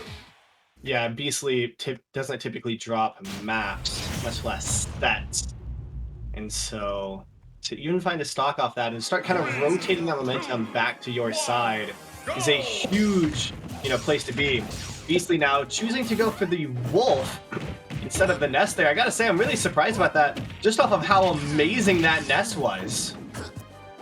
Yeah, Beastly's Nest is kind of his tried and true here at EGFC. We have not seen too many shakeups when it comes to characters. Beastly actually one of the few that has kind of gone through a character palette, but the Wolf is new this season, so first appearance of it, we'll see how it does against the Luigi, as Luis Luigi here, 93%, but Beastly up to 70, has the Wolf off stage, which is not a good spot to be in. Still has jump though here. They use the side B early, gets clipped. 2-framed as well by the down tilt, and side B gonna knock them away momentarily. They up B back to stage, but now you get into that odd game of both percents being in the red. Who lands a strong hit first? Of course it's Beastly. The back air lands. That's Luis Luigi dropping the first stock. Yeah, those huge hits on Wolf can do so much. They're not just immediately going to get a revenge kill. Luis Luigi is doing a great job there of just eating it right back out. And on this stage, with a little bit more of that download, Luis Luigi's putting up a lot better effort than we saw before. They're keeping it even or even advantage at some points on their end. Because I feel like they're just able to space it out against this Wolf so much better than they have against Ness. It's a lot easier to get in and really do those Luigi gameplay, you know. Whereas on going up against the Ness, you have all of those specials to run through. Luis Luigi unfortunately dipped a little too low. The misfire not helping enough to help them get back to center stage there, or even the ledge for that matter. Beastly at 43% here on their second stock, off stage only for a moment though. They're able to get back to that platform, and now this is a dangerous spot. They'll be able to get around that down smash, so not quite right timing there for Beastly this time around. Dips low once more, still able to get back. Luis Luigi looking for something, anything to kind of stop the bleeding here in this opening round. 6 points is a lot to give up potentially in this format here. Gun gonna land as well. High percents here for Luis Luigi, and they'll be able to use the get up attack. Wow, no fear on shield. They both held it for so long, and now a chance. They catch the air dodge in with the tornado, and it's one apiece. Yeah, that I think is one of, you know, the best aerial options that Luis Luigi could possibly go to in that situation. It's just so strong, but you can't get up into the charge smash attack.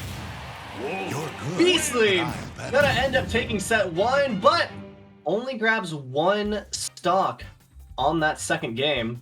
Quick strike though to this first match. UTA showing exactly why they have the reputation that they do. Is they're able to just run through it there, and not off of Luis Luigi not playing well, just off of the insane understanding that Beastly was showing, not just on Ness but on Wolf. You gotta wonder, after showing like that, are we gonna see a little bit more of the Wolf leading into these next weeks? I mean, there's a chance. Beastly, as I said, one of the players that has gone through a whole gauntlet of characters. The Ness is the tried and true at the end of the day, but we've seen PT in the past, Diddy Kong, Rob this season, and then most recently Roy and Steve making appearances. So testing a full palette of characters and having success really with all of them. So good stuff to Beastly so far. They take that opening set. They earn 2 points off of the first game, plus an extra point for that last game, and a bonus 2 points for winning their best of 3. We do 5 of those here in the regular season, so we've still got 4 more to go. But this is kind of the early start that we expected here for the side of UTA, a 5-0 lead, and getting ready to send in members number 2 for both squads. Yeah, and it's an exciting member up first for UTA.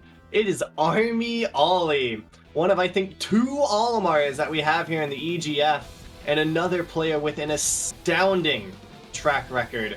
Rarely drops a game, much less a set, which that seems to be a little bit of a theme here for UTA. Yeah, absolutely. Army Ollie also 8-0 this regular season, and Army Ollie, I think, me personally, he was the MVP, I think, of UTA's run last year. We got to speak to Davey a lot, kind of the captain of this squad, but when it came down to it, Army Ollie was time and time again getting those big victories, those big point swings to help kind of shift UTA out of, you know, a tense situation into, okay, the Mavericks are back into the lead. It was Army Ollie and the veteran plays he made on this Olimar that helped tilt the momentum in the Mavericks' favor. So certainly going to be a difficult match, like all of these matches are going to be for Seton Hall. Again, a lot of Seton Hall's players a little bit inexperienced at times, and that seems to be the case, especially when you're going up against a team like UTA that's, you know, got their own scene and has been really putting in the work like a couple of these veterans are. I mean, a couple of these players, the local scene is just so vast, and that knowledge can really help transfer over. But for the side of Seton Hall, I mean, they've got some players who have had some highlight reels of their own, and we'll see if they can make that happen here in set number 2. I believe this is Auser stepping into this role. Yep, this is Auser in for set number 2 against Army Ollie, opting for the Snake this week. Yeah, we have seen them shift to the Snake a couple different times, but does look like we got a little bit of a sneak peek, if you will, going into that button check. We have seen the Snake for Army Ollie a couple different times, usually after the all-armor isn't quite working the way they want to, but I'm excited to see them just go to it, from the get-go. Just send it out, see what you can get off of our metal lad. Yeah, it'll be interesting to see. The Snake, obviously, very different. We don't see a ton of them here at the EGFC. And, it's going to be interesting. Yeah, I didn't even notice. I just saw. There he is. The Metal Gear. The Metal Gear. Yeah, I just recently got a chance to, see a couple of those games. Interesting stuff. Very. I just finished Revengeance, and I've never been sadder that I'm a PC gamer and can't play the rest of them. Oh no. It's brutal. Well, running right back into it, I think Auser's going to have a really, really interesting matchup here, as already, quick characters have trouble getting in on Army Ollie's Snake, and Bowser is not known for being super quick. Yeah, on top of that being the big, heavy hitbox that Bowser is, you think of the combo game that Snake can have with all these projectiles, all these grenades can really rack up that percent very quickly. The interesting part of this matchup, though, as is with, I think, most heavies, is going to be when Auser gets into the red percent, because all of a sudden that combo game starts to kind of fall away of sorts. Your disadvantage is still really difficult to get out of, but things don't become as true anymore, and Auser at those red percents can do a lot of damage and kill very quickly, potentially, but they have to find a way to survive is that big key. And Army Ollie, so far with stage control, doing a fantastic job here. 182, and there's the stock. An easy follow-up for the Nikita missile. 61% still here on Army Ollie, and wow, just the control and the spacing of these projectiles. Was there anywhere for Auser to go once he had stage control? None at all. And I think, you were talking about, can Auser survive at those high percentages to really work? That's the thing with Snake, is they've got that combo potential, but they've also got amazing kill moves, that rocket being one of them. Once Auser is off the side of the stage, it's really just brutal there. But has to make sure they're not going to use grenades on themselves. Self-inflicted damage is, at the moment, one of the biggest obstacles they have to deal with. Oh, I saw it on his chest, and I saw him go for the down B and went, oh no, not like this. Army Ollie losing track of it, unfortunately, but sometimes you make mistakes, and it's one that Seton Hall will gladly take, as it kind of gets them back into this match. At least evens up the stock count for now, but Auser is still looking for a way back on the stage. He's getting up smashed at the ledge. He's able to air dodge back, but now he gets grabbed, down throw, forward tilt. Not gonna be able to do the trick quite yet. Jump used, and it'll be around the missile once more. Barely able to get off that get up attack in time before the move could come out. Army Ollie again. Wow, the missile's fighting through the up B, and Auser just doesn't have the time to recover. This Bowser goes off stage. It's practically a death sentence. Tried and true for Army Ollie. He's got the lead once more. Yeah, Snake, usually considered, one of those heavy characters, one of those slow characters.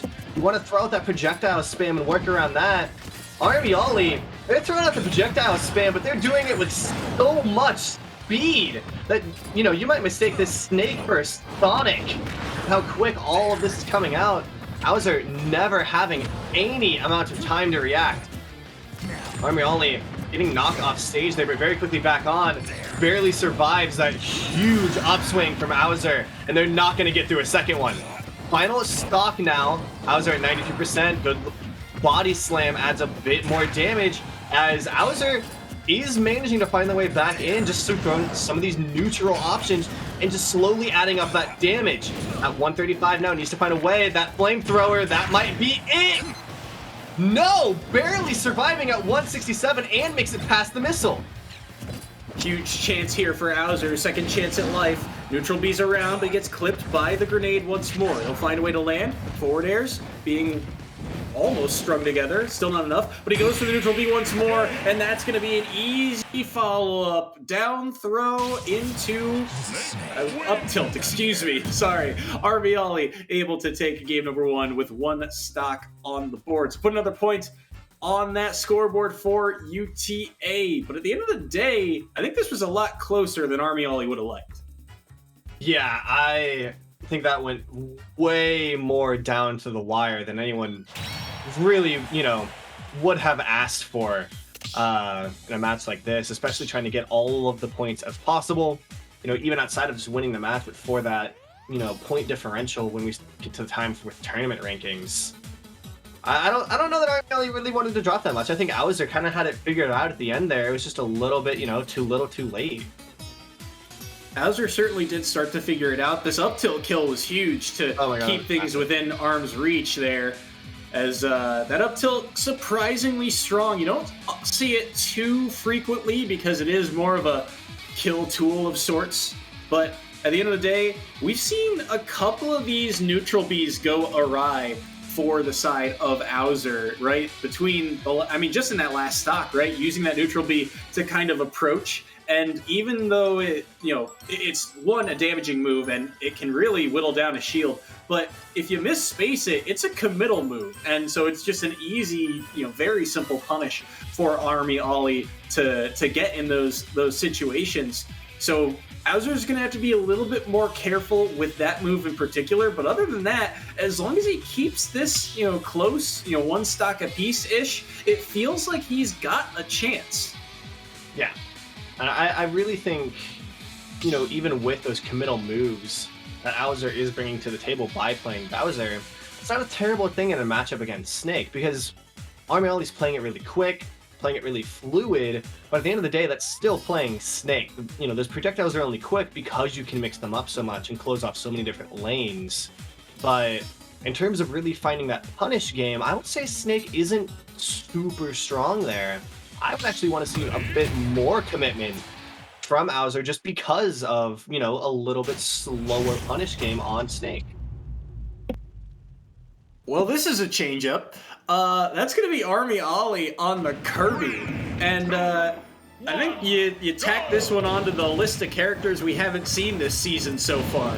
So add another one to that board. Army Ollie rocking the Kirby this time around, going up against Auser's Bowser. And you were talking about Auser 7-7 last year. This year, a little bit more of a rough start, but also just a lot of tough matchups. Auser, one of the more successful players on Seton Hall, I should say. And fighting through Army Ollie is certainly no easy task. And Auser out for blood. He was going for the forward smash. If that connected, Kirby, I believe, is in that bottom 3 in terms of light characters. And he's able to take that first stock as well. Yeah, I was about to, go into the spiel about how 90% for Kirby is not the same as 90%. Oh, you can't little brother him. All right, well, little brother doesn't quite work out as planned. Army Ollie still commits a stock to it. And so with that, they're on death's row. Auser set up to take us to a game number 3. As Army Ollie not only switched onto this Kirby, but not able to find a ton of work. It's a good combo game right there. Able to trap them down and bring them just low enough that Auser cannot recover. That's a really good use of that down air and good use of floating next to the stage to make sure that positioning stayed right. But at the end of the day, they're still at 83%, and Auser needs 1 more hit. Ooh. Oh, this is a dangerous spot, though, at last stock apiece, because you just saw all Army Ollie needs is 1 grab or 1 hit of forward air to get that combo going. And if you get above Bowser with that down air, that is a spike, but that side B is almost gonna do it. Army Ollie able to survive, does not grab the ledge, nearly gets punished by the forward smash. And now a tricky situation here. You know Army Ollie is looking for that one opening, but the mash out is too quick from Auser. He'll roll away just to kind of reset the situation. Dash attack sneaks in through. Down air to get aggressive, but it won't land. He'll roll away once more, but the forward air will do the trick. And Auser saying, no, no, no, the Kirby's not going to work today, good sir. First game to the side of the Pirates. I think that's one of the first games that we've seen Army Ollie drop in a very long time. A new character as well. I don't think they were ready for, that first game to go as deep as it did with that, with that Snake Bowser matchup. I think they were really expecting a lot cleaner of a match. And so with that, you get a little bit scared. You want to switch to something new. You want to switch to the curbs. But the curbs is not the way to go, especially against Auser, who's so skilled with hitting those huge hits and making sure that each one of them is that strong hitbox as well.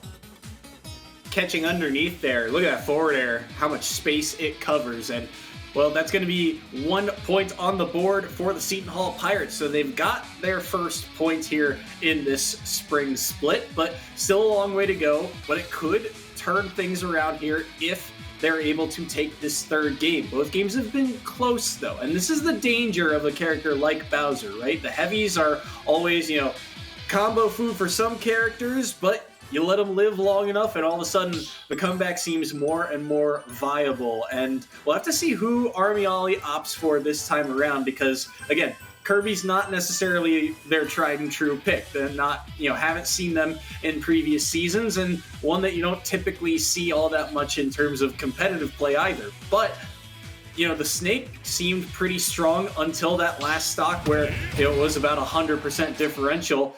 But all you need in Smash Brothers is one stock to make things work, and Auser certainly privy to that. So we'll have to see how things go here, game number 3. This is the Olimar that we were talking about before this match started, how dangerous this Olimar can be. But Auser, already 1 Flame Breath, 43%. He lands a couple more of those, and this is kill percentage. Yeah, well, first they got to deal with the insane damage that Army Ollie is putting out. 75 on the board with just 3 hits. They're actually taking the lead in percentage, make that 4 hits, all the way up to 86 now. And Olimar, surprising amount of power, even at these low percentages, especially when they can get a purple Pikmin out, which Army Ollie's fishing for, and now they have, and that will be it. 1 purple Pikmin and 1 good hit, and Auser's on that second life. Bowser Bomb, though, can it even it out? Not quite. And there, the red Pikmin are going to be able to fight through that fire and connect, so it's not like Auser can just use that neutral B willy-nilly either. There are Pikmin that will be able to sneak through in theory. That being said, the purple Pikmin are where all of that damage and knockback come from, and Auser is going to have to keep careful track of it, but he's got to find a way back on the stage first. Low recovery, dipped a little too low there. Not sure if he realized that. He may not have had his jump in that moment, but the up tilt will catch Army Ollie, so 1 off the board. It is still a full stock lead here for Army Ollie, so Auser in a bit of a pickle. And oh my, was that 2 up smashes that connected? And already Auser's at 70%, make it 80. Yeah, no, I think this is the story of just Army Ollie throwing in the damage. We expect the heavies to control the damage game, even... we've said it so many times, they don't have to win every neutral. They just have to win enough neutrals. But right now, Army Ollie's really turned that on its head by winning it with a huge slam like that. No more playing around on the puff. It's time for Olimar. And apparently they do not like turtles. Run on down air will never get old. I tell you, every spike in this game just sounds great. And bam, down goes Auser. And another 2 points on the board for the side of UTA. Army Ollie cleaning things up after dropping game number 2. And Auser, this game felt very different from the other 2. The Snake game felt a little bit slower. The Kirby game went by very fast, but it was a lot of combos, a lot of early deaths, and, it was the battle of both ends of the pendulum, the heavyweight versus the light combo character. This seemed like it was set to be a little bit in between, and yet Army Ollie seemingly cleaned that one up pretty quickly. Yeah, I mean, I would say that their play there was actually faster than what we saw in the Jigglypuff. We saw a lot of really quick deaths on the Jigglypuff, both, you know, caused by Bowser and Army Ollie apart. Especially that one, you know, little brother kill where they just take him right down and send it to the next one. That's 2 kills off the board in just an instant. But I think at the end of the day, that just shows how confident Army Ollie ends up being on this Olimar and how they're able to just take it right to the fight every time, no hesitation in any of their moves. And with that, you know, why wait? Why play it slower when you can just finish it out? Give less time for your opponent to come up with some sort of counter. And the range of characters that also is worth noting here for Army Ollie, right? We mentioned the Olimar and how that's been the tried and true pick, but also the ability to keep things close with both the Snake and the Kirby. And the Snake, you know, I think we're seeing more and more of that from Army Ollie now because of just the damage output that this character has. It's still a very strong pick for a lot of characters. They're going to kind of have a difficult time dealing with the way that Snake plays. And on top of that, you add the Kirby into the mix. And again, Kirby, you know, at both ends of the spectrum, right? You get the Bowsers on the heavy side and the Kirby's on the other. And for this, you know, for that style, you played the double-edged sword game and ended up on the wrong side of the blade that time around, but it still came down to last stocks. And that just goes to show, you know, the experience of this player and how they are able to just consistently find ways back into matches and keep things close. And that's a huge part of this format, as long as it's close, as long as the game is within reach, you can still find ways back in, you can still find ways to get points on the board, because every stock matters, but it's all about getting the win at the end of the day. And UTA one step closer after getting that set victory. Next players are in here. This is a button check to get ready for our third round between these two. We take a look at those names. It's going to be Blobman versus Zahir. Now, Zahir is an interesting tag because it's another member that we have not seen from this UTA squad going in this third position, and one that could be potentially very important. If they get a large enough victory here, Seton Hall will be unable to make the comeback in this one. So a lot of pressure on these third slot characters, or third slot players, I should say. Yeah. So here, really looking to you know, let go of those earthly ties and ascend to the next level of Smashhood, and take this fight away from where Seton Hall can reach it. I believe they were on the Byleth there, no? They were on the Byleth, which I personally loved seeing a really good Byleth just because they're so contrary to how, you know, a lot of the other Fire Emblem characters play. A lot less swordy, a lot heavier. They don't bring a counter to the table, which, when going with Fire Emblem characters, that in itself, just not having the counter is massive. Here, though, I think Byleth really provides a whole different range of options, especially with how heavy each hit is, and how well that bow can just cover the entire, you know, length of any stage. It really diverges it a lot from the different, you know, sword disjointed hitbox characters that we normally see. Yeah, the Byleth is always an interesting pick, but right now, this Rob is cooking, and it is Zahir, I actually believe, on the Rob this time around. Blobman, we've seen a couple of different characters from Blobman in the past, and I actually, the Byleth is a little bit more new, but it has seen a few more appearances in recent history. Zahir, right now, cooking on the Rob, as 19% is what's been taken. They've got a couple of these gyro combos as well, and they might find more, or the laser goes up high, potentially trying to cover a jump there, but they're going to find the back air there as Blobman gets kind of stalled out by hitting that gyro, and Zahir is going to be able to take the first stock. I love the Rob back air so much, and I think, you know, Zahir right now is doing a really good job of not just recognizing their own skills, but also recognizing the matchup. We were just talking about how, you know, Byleth is a little bit slower, Byleth is a little bit heavier, Byleth relies a lot more on those hard hits. And I think Zahir is doing a great job with that, of recognizing, all right, I need to take the fight right to them and really work that punish game and close off options, you know, with those gyros. And the execution to go with that theory right now is just so on point. They're giving, they are giving so little options for Blobman to really find any way to act that, you know, when they do choose an option, Zahir already is able to react to it and punish the fact that they've chosen that. Zahir finding her back air and taking stock number 2, and Blobman now certainly up against it. Last stock for themselves, but maybe they can get something here. Potential to get back on stage to get the Nair dash attack as Zahir unable to tech that platform.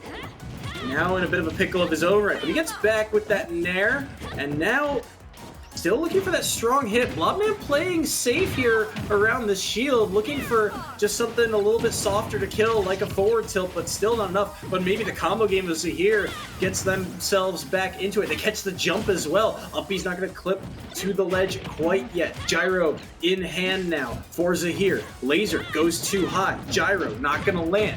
Down tilting on the shield into the dash attack as well, but they run into the side B. It's still not enough to take the stock here, and all of a sudden, Zahir is at 174%. Blobman looking for something, anything to get on the board and keep this within arm's reach. The arrow's still not going to land. Patient gameplay from both players here as they're just looking for one heavily committal option. They catch the jump, no, just barely too high, but they get the forward air, and wow, that's just going to do it out of nowhere. Blobman gets caught off guard, the edge guard comes through, and Zahir on their opening day gets a 3 stock. Yeah, just talk about, you know, good Rob gameplay. Zahir never showing up before. Entrance into the EGF immediately shows us that. Not just able to control the stage with those gyros, with those lasers, able to take it all the way off stage. You know, anytime Blobman went off to the stage, it was a war to try to get back, just because of how well they use, you know, they use those lasers and how well Zahir was able to, you know, lift off, take flight, and go all the way out there, resulting in a kill to, you know, finalize it out, and resulting in a ton of damage otherwise. But they're able to just rack up and convert. So much of the damage that Blobman took was, you know, untradeable, unreactable, for lack of a better sense, because had they tried to really stop taking it, they would have no way to get back to the stage. Yeah, and something that also I think was interesting was you saw a couple of those gyro combos from center stage in that battle for neutral, right? They land the gyro and then they land, I think it was mostly forward airs. Sometimes you're able to string along those nairs, but in this case it was gyro forward air, and just catching and re-grabbing and so on and so forth. And it never led to a kill, which is obviously what Zahir was looking for.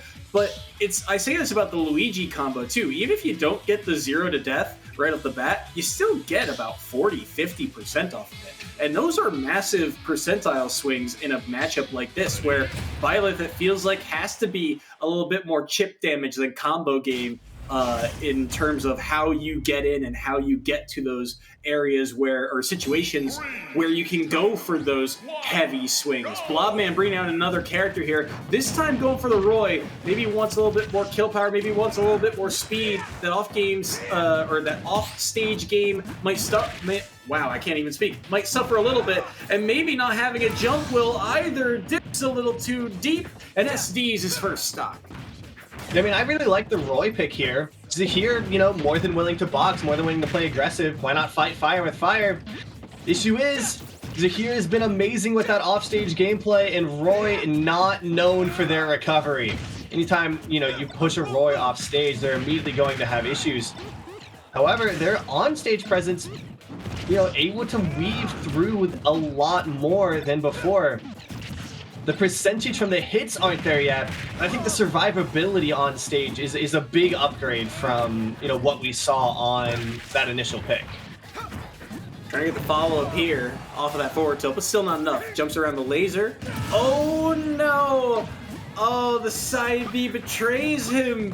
He was about to grab the ledge, but he threw out a move, and he wasn't ready to react afterward. And all of a sudden, Blobman on their last stock. Zahir looking for the 3 stock if they can get it. Gyro's off stage. Low recovery here from Blobman. They get the drag down. They get the follow-up too off the air dodge read. They're looking to catch a landing. They get the grab, down throw, up tilt, not gonna land. They don't catch the air dodge either. The downer sends them upwards, and they'll be able to make it back to stage with the down tilt. But Zahir only at 62%. He gets another down tilt.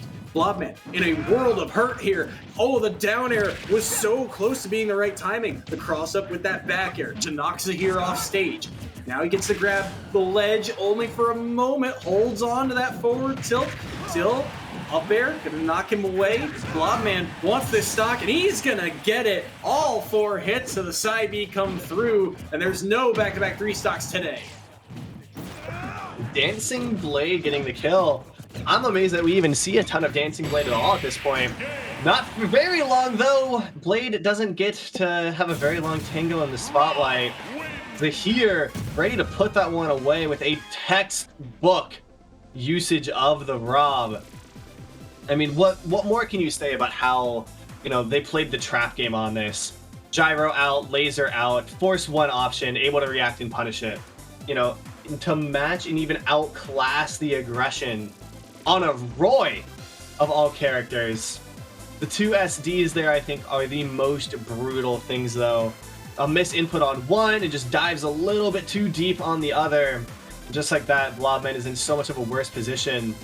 Even when we see, like, what they can do when they have footing, when they were on stage, able to work, they were getting some trades, they were working through, they were finding their speed, finding their tempo on this Roy, and just... it's a hard day when you SD twice. The hardest part, I think, is honestly how kind of confusing the SDs were, right? It feels like, okay, the first one might have just been buffering another aerial, like maybe the jump didn't come out in time and he was focusing on getting another swing in there, and that, you know, Roy's a fast faller, falls too low, can't get back up.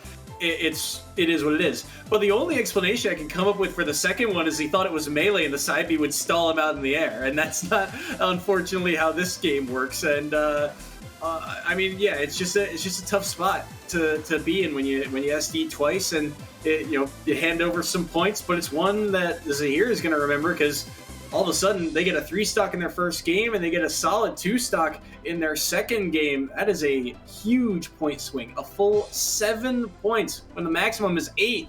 You got to be feeling good about UTA's rookie. Yeah. No, Zahir absolutely showing up today and showing off. Today has been a day of entrances, if you will. New semester, new teams, new recruits coming in, and so far every single one is showing exactly what they can do and why you should be worried about them.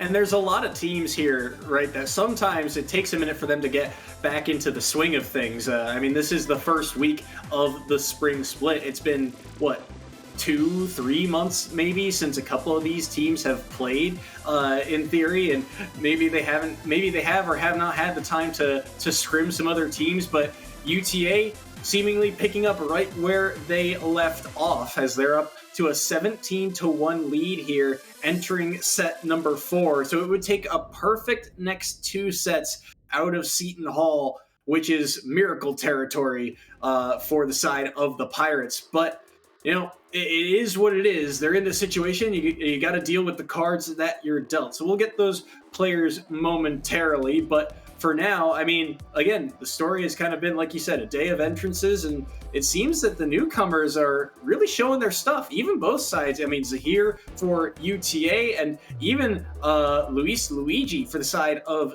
Seton Hall. Even though they took a loss in that first game, you saw a little bit of the potential of this character. Yeah. And I think, that's amazing to see, especially in a league like Collegiate, like EGF, where a lot of victories and a lot of functionality is done by the veterans. You know, you have that long-standing concept, people are experienced, people know what's going on.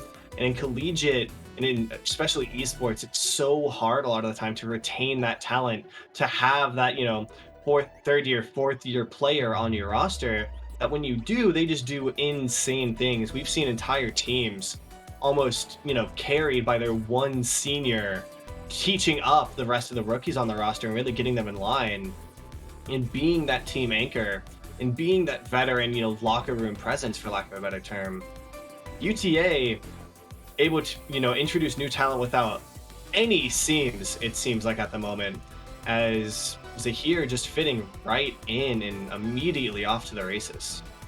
Yeah, it's interesting to see as well, because there's always that kind of mix, and here in the collegiate scene, you got your upperclassmen, your underclassmen, and in a league like this, sometimes turnover can really affect a lot of teams. In fact, you look at some other schools that have gone through this league, and turnover can really hurt sometimes. But you also see schools, for example, UTA here, right? A lot of these players are veterans of the scene, but they're going to be, a couple of them I think are going to be graduating soon, and Zahir is going to have to step up and make some plays. And so to see them get some early action in their career here is a very good sign, and we'll have to see where they go from here.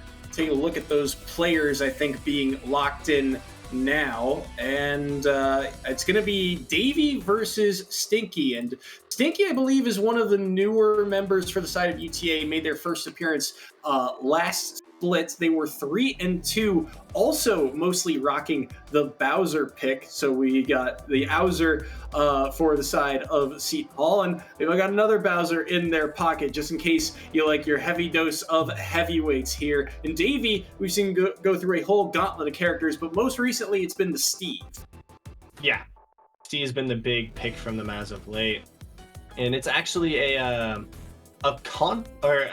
captain's battle from both of these players. Both of them captained their team. Stinky, new to the last semester, but as a captain rather than anything else. And having that two Bowsers on their roster has been really, really interesting, because most teams really adapt to that, faster play style, to that, higher tier character play style. They really want to go for that combo game. Meanwhile, Seton Hall can tend to just sit over in the corner and throw out haymakers. Come close, you're going to feel the hurt. And it is an adventure. I feel like, especially having that, that same character twice over, I think allows you to kind of plug and play whenever you need a Bowser. One already went through, well, it would be nice to have another one. Send it. Yeah. It's interesting to see, too, the variations of the playstyle. Bowser and Stinky, I think, at the end of the day, are very different. I think Bowser is a little bit more tentative with his play style, and in terms of playing a little bit safer, going for a little bit more defense. I think Stinky, from what I remember of last split, was a little bit more aggressive, likes to go for a few more of those air dodge reads, and willing to risk some of those heavier hitting moves like forward smash and up smash. Maybe he gets punished for it, but if he doesn't, it's potentially the stock. But that's the game that you play when you play with these heavyweights. If we flip the script now to Davey, we mentioned that Davey, the captain of this squad, and had a huge performance, especially when it came to their playoff run last year, in that championship run to the league finals, where they ended up beating Colorado. Davey was the first member of the EGF to take a full series, I should say, off of the undefeated member of Colorado and the Robin player, and that completely shifted the tide of that series. So Davey, no slouch in their own right. They've also entered a couple of big tournaments in the past, so they've got some veteran experience under their belt. And this week, they're rocking the DLC. I was about to say Steve again. It's Terry making their first appearance.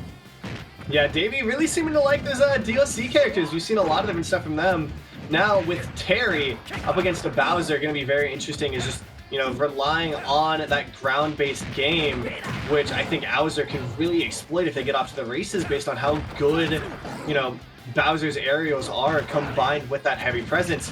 Early on, though, Davey's doing a really good job of keeping this stave control and making sure that they keep the aggression on, even when they're in a state that we would normally consider to be, advantageous for this Bowser. Davey so far only one loss this season. I'll have to check and see who that was to, but so far he's got to worry about this set as Stinky's going to be able to take this first stock. And with all that damage off the board, you don't have to worry about go for a while, but you do have to worry about a couple of these kill moves, and you do have to worry about getting back to stage. Didn't quite mash that B button hard enough, and Stinky will drop their first stock, but already working on stock number 2. That being said, Davey a couple of times has found interesting ways to get in, especially with that kickflip. Yeah, that kickflip is being huge, and also that power dive, putting up a lot of work to help close this distance against a character with really, really heavy moves and very, very quick aerials. Not a good combination when you want to rely on this ground game and really be the person, initiating these neutral engagements. Going for the forward smash read there, but the platform gonna bail Davey out for the moment. Stinky at 108 has to be careful here. Gets down tilted. The side B won't kill quite yet. Davey with a cheeky edge guard attempt, not going to be able to quite find the mark. He will be able to grab the ledge though. Down B from Stinky's not going to land, and now Go is online. Pulled the trigger on Buster Wolf very early there. Shields that, and that's going to be a down tilt into the up B. Still not enough to take the stock though. Parry the first hit of the Nair, but won't be able to get all the way through, and he'll catch the landing with an up tilt. Dash attack right from Halo, not gonna work quite yet. Went for the down B, got a little bit of percent on, 25 in fact, and he'll be able to make it back to stage. But Stinky surely working on borrowed time. There it goes, down B once again, getting a little aggressive with it, and that time not paying off. Last stock apiece here in game 1. Haven't been able to see a whole lot of go from Davey just because of this power that Stinky is putting out. And now at 52%, 69, you gotta start worrying, can you really even get back onto the stage and maintain stage control against Stinky just throwing out so much damage, so much heavy hitters. Finally, they are able to, and throwing out a ton of damage. Those side Bs continuing to put up work. Jabs coming in, good shield usage, body slam. There's go up now, but at 1-1-3. Gotta be worried against every little hit, and there it is! The power move, the drop kick from Bowser, and Davey has dropped game 1 of the Captain's Battle, which honestly, very, very surprising to see. They've only dropped that one set before. They seem to be very consistent across, switching different characters. This time though, seems like Stinky just had Terry's number. Because you'd think that Terry would have the advantage in this matchup, because Terry only really needs 1 or 2 kind of neutral victories to get you up to kill percent, and then Terry's got plenty of ways that he can kill, especially on a heavyweight. But Stinky surviving for so long. I mean, 158, he's able to take the lead here. Drops the stock shortly after, but not before landing a down B and getting 25%. This is what I'm talking about. Stinky is not afraid to throw out some of these more committal options and take the damage that he can get. Maybe he doesn't get much else out of it, but if he gets 25% or say a roll read from ledge, he can potentially get the stock or a lot of extra credit for it, and it pays off there, giving him game number 1. And now he's 1 game away from potentially taking a set off of UTA, which, let's be honest, not many teams have been able to do this year. No, not at all. I will say Davey has been known occasionally to kind of overdo the experimentation, if you will. Now though, we do get to see them back on that Minecraft Steve, something we know they can play extremely well. Already they're gonna be building that wall, getting themselves set up, and there's that huge Minecraft juggle that we know and hate across all of the Smash tournaments. Can't do anything about it though if you're Stinky right now. 69%, they'll be able to make it back to stage off of the cart. The biggest question I have every time a Steve is on stage is, how does their opponent deal with that wall that they're going to hide behind in order to gather up materials and blocks? And so far, Stinky does not have an answer, but it's very early into this match, and it's not like he's down a huge stock, but he might be after that air dodge. That was a scary spot to be in, and Davey continuing the chase down. This is the grab, though, and the Nair clanking for a moment with that up smash, but still not enough to take the stock quite yet. Slides behind, got around the side B of Stinky there. Sliding by was Davey, only 42% here, so Davey in firm grasp of this first game, but now a forward air opening. Love the idea there from Stinky. Normally that catch out an air dodge, but with the cart he's going to be able to get out of dodge, and with a down air he's going to be able to take that stock. And now Diamond equipment online. Look at this percent go, 55, and all of that off of one up tilt, make it 82 off a second one. He's got to find a way to get back to stage, recovers low, and he's able to do so.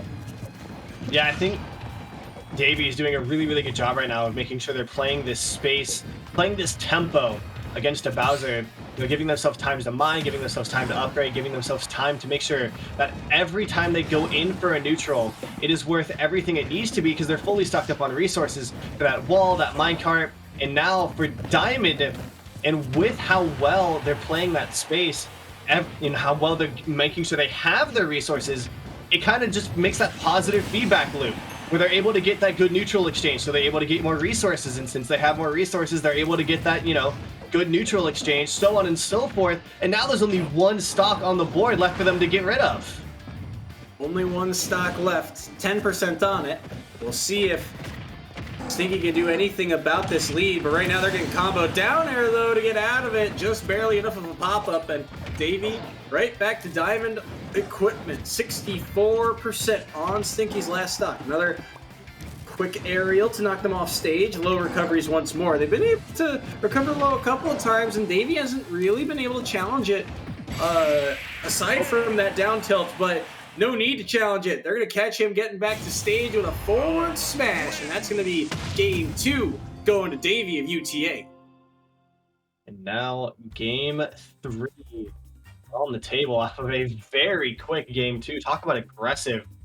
Davey coming out with complete confidence in the Minecraft Steve. You gotta ask now, do they stay on the Steve? We've seen them able to, change characters, rotate around almost every game just to, for nothing else than to keep their opponents guessing. But never let them prepare, never let them get that read, never let them download. Meanwhile, the entire time, Davey is up against someone they're learning and forcing them to adjust, forcing them to adapt, conditioning different habits in. And so it really gives them that mental game upgrade just on how much they switch characters, how much they refuse to take that straight engagement, if you will. We'll have to see as we get ready for game number 3. The full cast for Davey includes Luigi and Pokemon Trainer. And speaking of, there he is, the Pokemon Trainer that started Davey's career here at EGFC. About to make another appearance. Can it take down Stinky in game number 3? And can we get the full 5-0 sweep for UTA in terms of the game count, or in terms of those set counts? Because Davey right now trying to do something here on this Squirtle, but Stinky trying to get more points on the board for the side of Seton Hall. Ivysaur now on lock, on the table. Can they do anything here? There's the side B into the neutral air for the Ivysaur, and now with stage control, this is a difficult spot for Stinky to be in. I know we've talked about it before on this stream, but good lord, do I love Ivysaur. I think Ivysaur is the whole reason to play Pokemon Trainer. The moves, he's such a good boy. The moves come out so quick, they have such good range, and if you look like that, they have such good power. The lad brings it all. He is the best boy, and I'll fight anyone who says otherwise. Why do you even need Charizard? I mean, it's because you're at 104% against Bowser, but that's not necessary. Grass type is totally good against Fire type on the Bowser. Well, now you're fire versus fire. Yeah, anything you can do, I can do better. That's what he's saying, but the up tilt will catch. And down goes stock number 1 of Davey. But now the Squirtle is back, and this Squirtle is a menace to Bowser. Up, he's not going to land, but he will be able to drift away and get back to safety. Davey now switching to the Ivysaur. So many tools in this kit. Goes for the up B instead. Doesn't land the neutral air afterwards, so Stinky will get out. The one trick of this matchup is that, again, if Stinky survives, all that damage could kill Ivysaur relatively quickly, but he's got a huge hill to overcome here. There's so many different ways that Davey can approach with this character, and they've got another up air, the switch to Charizard. They want the Charizard up air. Won't be able to take a stock quite yet. Maybe here? Nope, fades away just too far. Side B's not going to get grabbed. This time, the spot dodge from Davey is clutch, and Stinky's on their last stock. Got a great spot dodge to make sure that spacing is perfect. Great knowledge of the timing as well to, make sure that attack goes through and that end lag is just long enough to pull off an amazing smash attack like that. Davey, so clean in the face of pressure. They're able to just absorb that aggression. Now, though, still on this Charizard, doesn't want to switch to the Squirtle at 120, can't blame him. Able to use that flamethrower to get Stinky all the way up to 56. A little bit of Nair finds the way to 64. And Stinky now having to play this so safe, trying to kite around the danger that is Charizard, up until they can find that drop kick, waiting for the perfect opportunity, perfect chance. And all they gotta do is play that space and movement until they find it. And you can see the knowledge that both of these captains bring to the game every time by how they're able to execute plays like that. 130, make it 140. Oh, one down to one. Something spicy there was Davey, but now maybe a chance here. They don't get the down air. Now Stinky, 148. They laid a neutral B. That's certainly going to cut into this lead, but one strong move should do it. And now the Charizard's on the field. Anything's on the table here, but they get the side B. Top platform. Won't do the trick quite yet. Charizard is a heavy boy. Now, landing. Still getting caught by the up tilt. Air dodge to the top platform once more. How does Davey get back down to the stage? He will simply opt to go to the corner, and now these back airs so threatening, but a forward air from Bowser sneaks through. Stinky looking for the edge guard here. Up B's back to the ledge. Oh, he risked it all, and it worked. The Flare Blitz back takes down Stinky, and set number 4 goes to the Mavericks. Yeah, amazing game across the board. You said it coming into this one, Pokemon Trainer is kind of what Davey is known for, and that one still comes down to the absolute wire. Stinky putting up such a great fight there, just getting overpowered by the Flare Blitz, because that move did hit. That, up tilt did connect, just not enough to go through an entire Flare Blitz from a Charizard. And that would be the downfall of Stinky. Bowser overpowered by flames. And I love these captain battles when they come down to plays like that, and it's just so utterly tight. It really feels like both teams being represented to the utmost of their capability. Always fun to see two captains go at it, and here Davey willing to risk it all in the last stock. Like you said, the armor of that move coming in clutch, something he hadn't done all day. He'd thrown out a lot of these very quick kill moves like back air, forward tilt, things of that nature. But at the end of the day, it's the Flare Blitz from ledge, an old school classic that ends up killing Stinky there and taking set number 4. And that is the downfall, like you said, of Seton Hall. Unfortunately, they are now out of reach. They cannot win this week, so the W will go to UTA, but we still have one more match to play between these two. We'll see who they opt to lock in momentarily, but again, these two captains were really interesting to watch and really fun to see, especially since I went back and looked, and you look at who Davey has lost to in the past, it's actually been a couple of the heavyweights. In fact, he lost a set to Bowser way back when against the first time that they played Seton Hall, and he's lost to Outer Rim, who I believe actually ended up playing Robin that set. Outer Rim, one of the old William and Mary members that's had a lot of success in the past, and that squad, I believe, is playing on another stream momentarily. Either way, still, Davey just finds ways to win, and that seems to be the name of his game. And we talk about, of resiliency as a player, being able to adapt, adjust, and always find their way, their path to victory, if you will, regardless of what the circumstances are. That's a great attribute to have as a player. We talk about adaptability, we talk about intelligence, then we talk about finesse, mechanics, all of that good stuff. I think resiliency of not just, one's play, but one's personality, one's, the attitude they bring into a game can make a huge difference. It's really, really easy to get, utterly destroyed one set and then just call it a day there and move on with your life. That's fine, I'm not going to win, whatever. But when you're a player like Davey, it really lets you kind of, form that positive feedback loop again, where you can go, okay, cool, I can experiment, I can play all these different characters. If I get utterly destroyed on one, that's fine, I can bring out more. And then that forms into a whole cohesive play style where he's able to just have this super deep pool of heroes or of characters, and so you never know which one he's going to bring out, and you never know how to adjust to what playstyle they're going to end up using. Flip side of that too, you kind of get both schools of thought, because you have Davey, who, like we've said, has played various different characters throughout the seasons here at EGFC, but then you get Stinky, who has only rocked the Bowser in his time here on stream. And when you have a player who, conversely says, okay, instead of the experimentation, I'm going to rock this one character, I'm going to make them work. You learn all the counterplay to this character, and you learn so much more about their kit in terms of, what's a little bit safer, what works on which character, and it develops, rather than a positive feedback loop, it more becomes about, what style you can adapt to per character, and how you all of a sudden feel like you're never out of a game.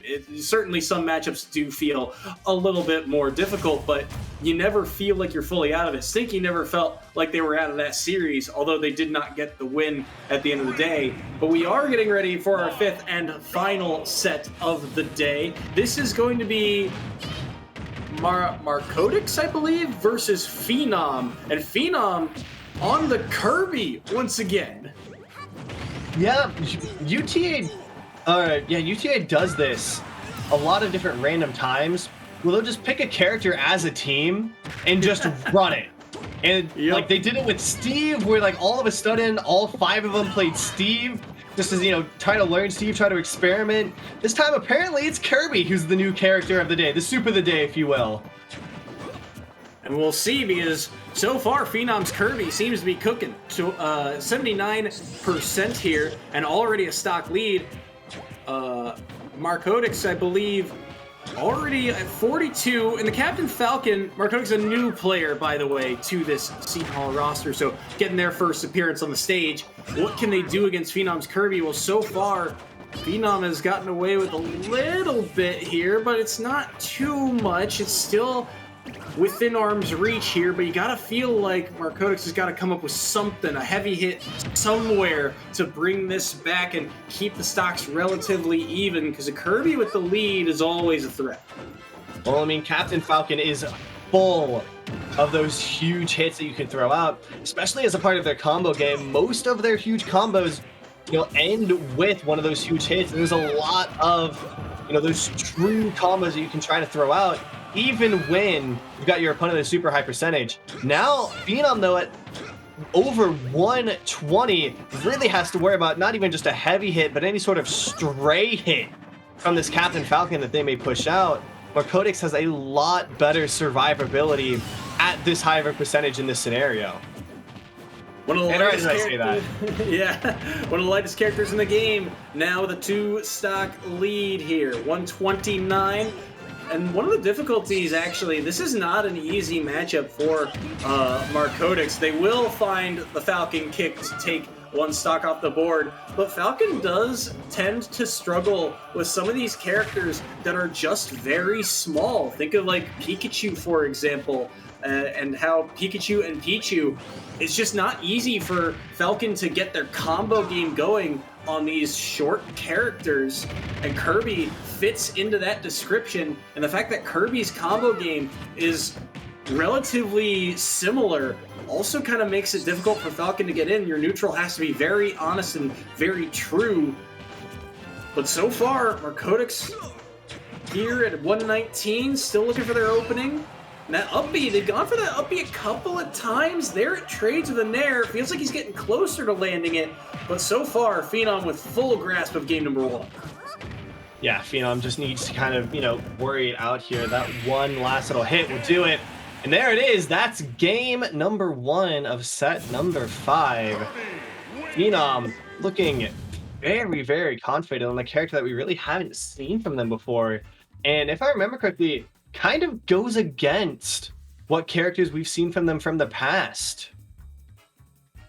if you look back here, well, it's more or less. We've typically seen Greninja, Fox from them.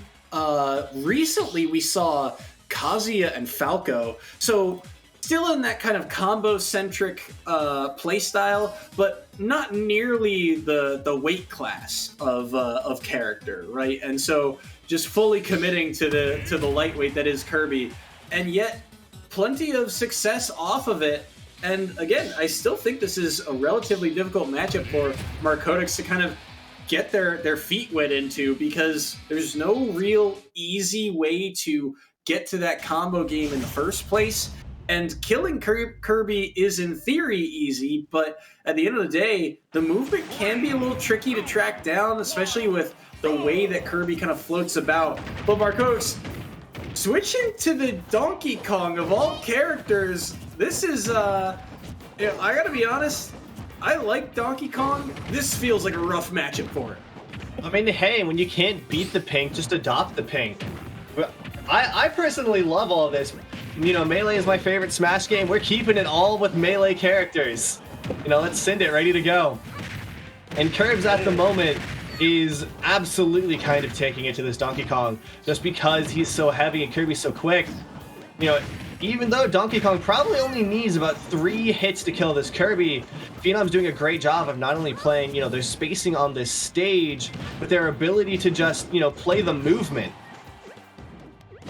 Movement. Oh, good air dodge seemingly, but Phenom was ready for it. Held that back air for so long. So many players would go to ledge or air dodge back to the stage to try and reset, go for a ledge trap, but no, Phenom holding out that edge guard for so long, and they're able to make it count and take that first stock. They've already gotten a second one. My mercy, what a forward smash. Phenom feeling it today. They will die to the forward smash, clapped off stage, and Phenom dropping their first stock here in game number 2. Maybe an opening, but they get the parry. This is a forward air. Will be quickly shielded by Marcotix, and they'll be able to get out for the moment, but still a chance here, maybe an opening. No tech chases. Phenom's defense has been pretty solid so far.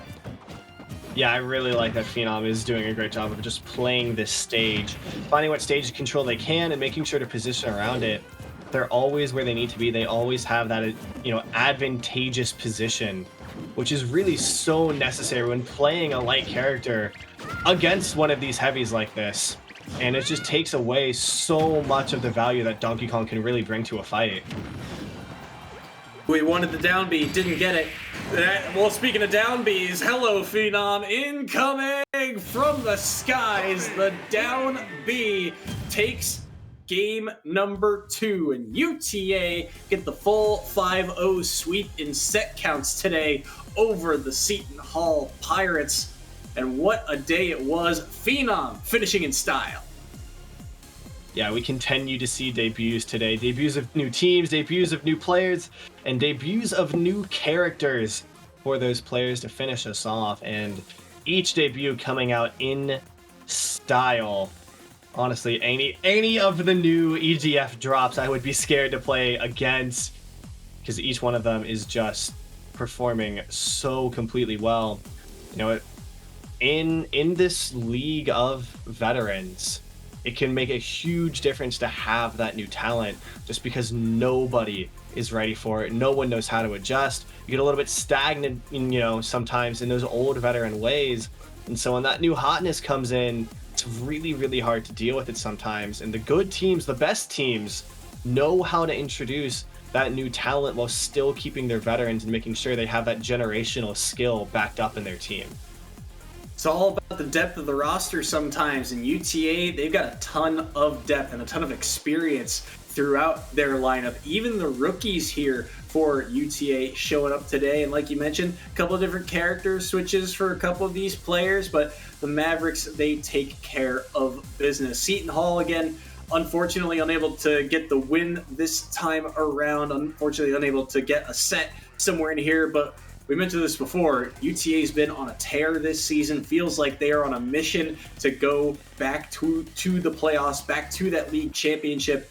And Seton Hall, just the first kind of mark on the schedule. But Still plenty of action here at EGFC to get through. But before we get to our next match, we've got an interview with the winners. A member of UTA will be joining us shortly. We'll be right back.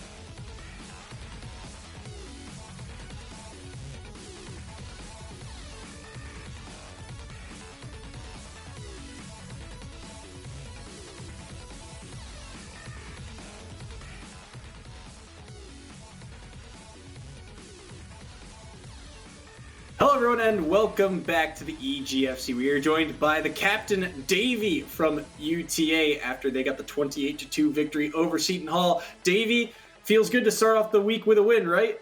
Yeah, it's awesome. We love winning. So we got to see some new talent from y'all today. Talk to me a little bit where you found them, how you introduced them to the team and such. Zahir, he's a freshman this year. So basically what happened, we went to a tournament. Curry lost to him, so we booted Curry and put him on the team instead. And that's why Zahir's here. I mean, hey. I'm just kidding. That did happen, but Curry graduated. That's why he's not here. Zahir's taking over for him. Congratulations, Curry. Oh my god. So is there a special way that y'all try to like rotate new talent in to like get them prepped, or is it just like you're good at the game, go get him, Tiger? Yeah, that's pretty much it. Like we look at who goes to the school, who has good results, who beats who, and then we just pick the best players pretty much. So, can you walk us through your character selection today? Because me specifically. Yeah. I mean, we saw a couple of different interesting picks, but let's focus on your set in particular. To be honest, I've been playing Terry in friendlies lately. I thought he had it, but apparently my Terry's not too good. Then I went Steve because Steve's easy. But the guy who was Stinky was begging me to play PT, so that's why I switched to PT game 3. I gotcha.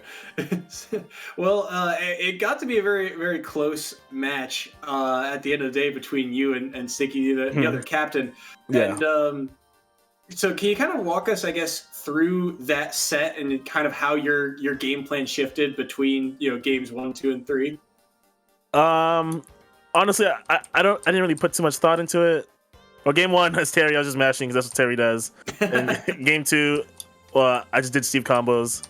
And then game 3, well, I had the lead for a little bit, and I got a little choked up and started to try to spam Charizard kill moves. And he ended up bringing it back really closely. But the flare blitz from ledge, it always works out. Always believe in the gamble. Yeah. Love to see it. All right, thank you so much for joining us, Davey. Last question for you: is there anyone you'd like to thank or shout out while you're here in the booth with us? Yeah, I'll shout out to Zahir. That's his first time with us. 5 stocks. That's pretty good. Pretty good to say the least. All right, thank you so much for joining us, Davey. We'll let you be on your way. You. Congrats on the win this week, and we'll see you next week for your next matchup. Thank you. All right, well, one in the books for at least us, but we got one left here to wrap up our night. I believe we head out west for our next matchup. The Idaho Vandals are going up against an in-conference rival, the Montana State Bobcats. Should be a fun one, so don't go anywhere. We'll be right back.